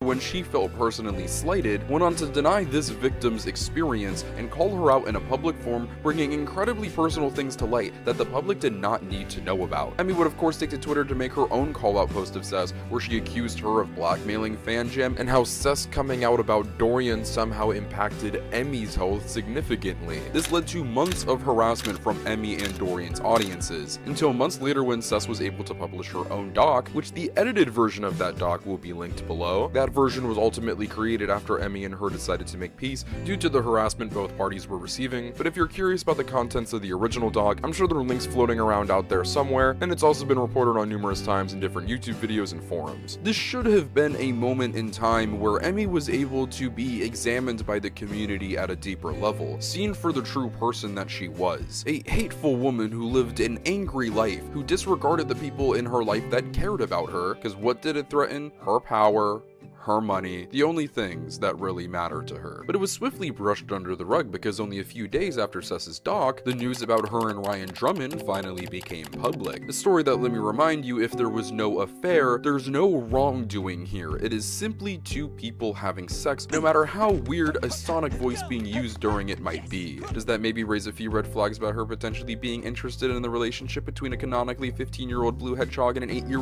Someone should definitely, like, this is a joke, but someone should definitely, like, go up to Emmy at a convention and just have, like, a soundboard of Ryan Drummond Sonic, like, just the grunts and stuff that he makes in Sonic Heroes and Sonic Adventure and stuff, and just start spamming them really loud. Just start spamming them really loud and see, like, how many people giggle knowing what you're doing. Just make it as suggestive as possible. That'd be fucking hilarious.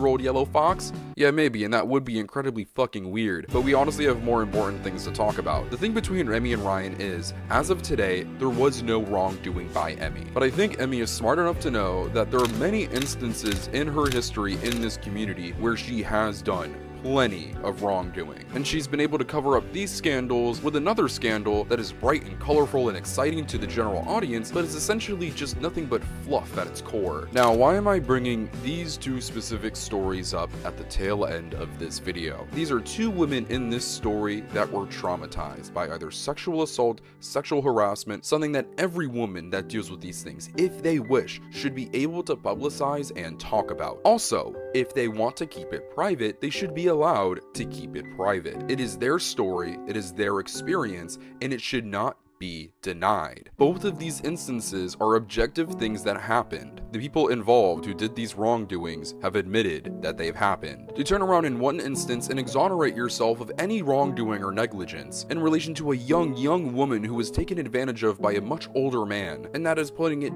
very nicely, and then continue to go on to deny your personal friend's sexual harassment experience which you had knowledge to. These two stories are some of the most disgusting things that have been public knowledge in the Sonic community, and it has been completely brushed under the rug. Now I want to state this, Emmy is not the predator or abuser in this situation. The brunt of the backlash in these two situations should go on to Kevin and Dorian. I still think that, like, the fact that she tried to get Dorian in a situation with that girl again, and then blew up on that girl because she didn't want to be around the guy, like, that makes her honestly evil. Like, that is just so fucked. That's demented.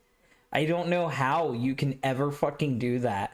Like, how you can try to put her through that and make her live through that again, and then act like you're the victim because of it. Like, that's just so fucked. Like, replacing the other girl with the guy that groomed her, like, that's bad enough already. But, like, this is, like, the next level of terrible. But like I stated in a lot of the portions of this video, this is an Emmy Jones expose, and she did support, defend, platform, and protect dangerous people associated with her projects, and the Sonic community at large, a space with plenty of children and women. And this transitions us perfectly in how we got here in the first place. Let's rewind all the way back to 2012. You remember this little relationship right here? Well, now you do. Well, for over a decade, we had no idea that this relationship existed at all, until it was brought to light in 2025 by somebody anonymous. This anonymous person is accusing Saberspark of rape on not just one, but two occasions at two My Little Pony conventions, one being Canterlot Gardens and the other being Equestria LA. And with this being a first-hand recounting, yes, this anonymous person is Emmy Jones. In the testimony, it's almost... I want all you guys to remember, I'm gonna pause it on this frame right here. It doesn't matter how soyed out you look, it doesn't matter how nerdy you are, you have the chance to fuck someone that looks like Emmy. You have the opportunity to do it. Don't fucking doubt yourself. Like, if you have any of the things that I listed earlier, you still have that opportunity. Just take it. Because these women do exist and they will fuck you. If all you want is sex, like, people like Emmy exist. Described like they had zero intention of having a sexual relationship leading up to that convention, with him using the power dynamic of her being a freshly 18-year-old fan and him being some big popular online influencer. Keep in mind, he had 20 to 25,000 subscribers at the time, much different from the 2 million he has nowadays. She makes their first encounter out to be entirely unconsensual, which would essentially make this rape. It's painted as if this came out of nowhere, despite there being instances in her own testimony where she describes having a crush on Saberspark, as well as him being aware of this. She would then go on to detail her next encounter, where all of the cracks begin to form, recounting them being in an elevator where he forcefully shoved her against the wall and shoved his tongue down her throat. She then says they would proceed to go right back down exactly to where they were, to then go into the bathroom for oral sex. In text messages, she describes going down to a basement area where there was meeting rooms and a carpeted area. But not only did Saberspark state that this occurred in a lower gym area floor, but the hotel would go on to confirm Saberspark's recollection of the location as correct. But like, I have had one of my partners literally tell me they don't want to hear about Ethan Ralph, and I told them too bad. Ethan Ralph is one of my favorite lolcows, and I am not going to stop talking about him.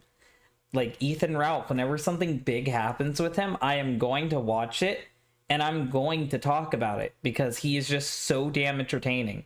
He is far more entertaining than Chris Chan. not just that, why would they go down, to then go back up, to then go back down again? In Emmy's original testimony, she makes this out to sound like it was the last time they ever interacted, that what happened was so horrific that she pulled back and never attempted to speak to him again. If you're paying attention, this is a very twisted, different, evil version of what we described earlier in the video. Yeah, she did that to everyone she talked about to fucking Mr. Enter, and because Mr. Enter is a fucking idiot who doesn't do any fact-checking or any real interviews with anybody else, he just listens to women and believes. Yeah, you spread a lot of misinformation. And Mr. Enter, you're a fucking idiot. When we talked about Emmy and Saber's relationship, and that's because this is exactly what it is. This is a lie. Now, obviously, after discussing 2 past instances of sexual assault or harassment experiences, I'm not just going to blindly deny somebody saying that they were raped. But once when this was published, us not knowing that this was Emmy, Saber Spark was torn to shreds. The narrative of him being a rapist spread like wildfire. You can deny all you want, which is what Saber Spark did. But if you don't have evidence, you're kinda fucked. So what did Saber Spark do? He sifted through old computers, multiple telephones, spending hundreds of dollars to find text logs, and he did. And it disputed everything Emmy said. That doesn't sound like you immediately retreating from somebody and being so traumatized by your experience with them. What it actually sounds like is that according to her ex-boyfriend Solrak, being unfollowed on Twitter at the time was like the worst thing somebody could have done to her, and that when Saberspark did this not 1 but 2 times, remember, somebody that she really cared about and had a sexual relationship with irked her beyond belief, and would go on to hold a vendetta for years before inevitably attempting to destroy his life with false rape claims at a petty attempt for revenge. I'm confused, I'm sure you're confused, so many of us are just asking why, but I have a different question. Here's the thing, the really sad thing. Emmy Jones, not only in this testimony, but on multiple occasions has stated that she has been the victim of sexual assault in the past. I am a person with a believe all victims mentality. I hurt for her, I feel for her, I not only empathize with her, but I sympathize with her. I obviously cannot do that with the Saberspark story because there's objective proof she lied. And even if she might still have a very frequent track record of lying, I am still not going to deny the other experiences that she references, and I hope you guys don't do the same. The reason she claims she wanted to do this was to prove to herself that she would be able to speak up. She claims she spoke up anonymously to avoid harassment, but I think we have a lot of room to believe she did this because she's Emmy Jones. And if she were to come out with this claim, which is false, it would have lost a lot of credibility and people wouldn't have taken it nearly as seriously. Also, yeah, definitely. I would have immediately been like, this is bullshit if I knew it was Emmy. another part of that reason in reality is because she knew she was lying. If Emmy Jones wanted to speak up about her history with sexual assault, why didn't she talk about her actual stories? It would have been an incredibly powerful and humanizing moment for Emmy Jones if she actually talked about her experiences with sexual assault. Something that not a lot of people in this community do, getting that deep, getting that personal. Because the unfortunate reality is there are millions of people in the world and in this community who have dealt with that and continue to do so to this day. And putting that story out there and how you ultimately overcame all of that and managed to have a child and find success despite all the hurt and pain, letting those people know that they're not alone, it would have been, frankly, one of the most beautiful things this fanbase ever saw. But instead, she committed one of, if not her most heinous act, lying about a man that you had an intimate relationship with who happens to be a public figure, and using that as an attempt to take everything away from him and ruin his life. All because you were slighted 12 to 13 years ago. And if Emmy truly cared about sexual assault survivors so much, why is it that on 2 separate occasions, 2 friends, 2 people who were close to her, were treated by her the way they were? One that came to you privately about their experiences, and then you went on to replace them in your fan project with their abuser. And then another friend of yours who was taken advantage of in her sleep by someone that you would go on to create an entire radio drama with, and then go. Okay, I feel like it's repeating itself at this point. I feel like the video is basically done. I don't think anything else is really gonna get brought up. I feel like we can start wrapping it up. So yeah, this video was by Speed Supersonic. I've had issues with the guy before. He made a good video here. This is probably the best video breaking down the Emmy Jones stuff. He did forget quite a bit of things. He didn't really go in depth on the 100p stuff. He didn't go in depth on the Lizzie stuff. But like I said, I'm pretty sure I have archives of the 100p and Lizzie stuff, and if I don't, I might upload them or see if I can get somebody else to upload them. It's not hard information to find out about, but like, this is a good video overall. Do I think it's actually going to affect Emmy? No. I think she's gonna walk away from this just fine. she's already gotten so many privileges from just being a pretty woman that I think that she'll be fine. And like I said, worst case scenario, she could always do OnlyFans. But I don't even think she would have to do that because she already has like plenty of money. And if she's smart, she still has some of the simp money saved under her mattress. So she should be fine, and there really shouldn't be anything holding her back or anything like ruining her. She'll be okay for a while. And she seems to just be moving on with this stuff and just continuing and hoping that it blows under. And I think honestly it will. I don't think this is going to hurt her. I think that some people will be against her now, and this video will definitely be used against her whenever she gets in any future controversies, which she definitely will. But I don't think that this is the death nail. I don't think that this is the thing that will end her. I doubt she's even going to lose too many subscribers from it. Honestly, she's going to be fine. She's going to recover from this. She always does. I'd be shocked. And if I'm wrong, I'll eat crow on it. I'll just be like, yeah, I'm wrong. I fucked up again. I said something stupid. But no, I have a feeling she's just going to walk away from this. She's going to walk away from this like a champ. But yeah, hopefully you guys liked my comeback. Hopefully I actually decided to keep uploading. We had a lot of people in chat tonight, a lot of interactions. I'm very happy to talk to you guys again and do this type of content. I'm definitely going to be doing quite a few of these DHT lives. I have creepypastas planned to come back not only on... I don't think it's going to be on this channel, but I have creepypasta readings coming back on the Sonic channel that I run, which is linked on the channel, the Mario classic video game stuff, and the general creepy stuff, the Shad's channel. So I have a bunch of alt channels that the Pasta Fridays creepypasta readings will be going to. And all of them will be linked onto this channel in a Pasta Fridays playlist. So hopefully you guys are excited for that. It is spooky month, and I have plans for spooky stuff. So yeah, you get hyped for that if I actually go through with it and record, which I feel like I'm going to. I'm very excited to do it. I just got the Pasta Fridays intro done today, and I have the logo made. So yeah, Chaos Garden is being used for my Sonic stuff. 8-Bit Bandit is being used for retro video games and Nintendo stuff. And Shad's Hoodlum is being used for just indie creepy games, horror games, and creepypastas in general. So like basically a Jeff the Killer type story would appear on Shad's. A Mario.exe would appear on 8-Bit Bandit, and a Sonic.exe would appear on Chaos Garden. And I have plans for all those channels to get a bunch of different content. Hopefully, I can actually fucking do it. I have all the free time in the world now. A lot of my time has opened up. A lot of stuff happened privately, and I don't feel like talking about it. Maybe a while later, I'll be more open to talk about it. But let's just say I have a lot of free time now. And I definitely have the time to start recording, editing, and uploading again. I'm kind of upset, though, because my favorite editor, Camtasia Studio, their older programs are no longer compatible with my computer. So I've had to switch editing programs. And that's one of the things that's been holding me back.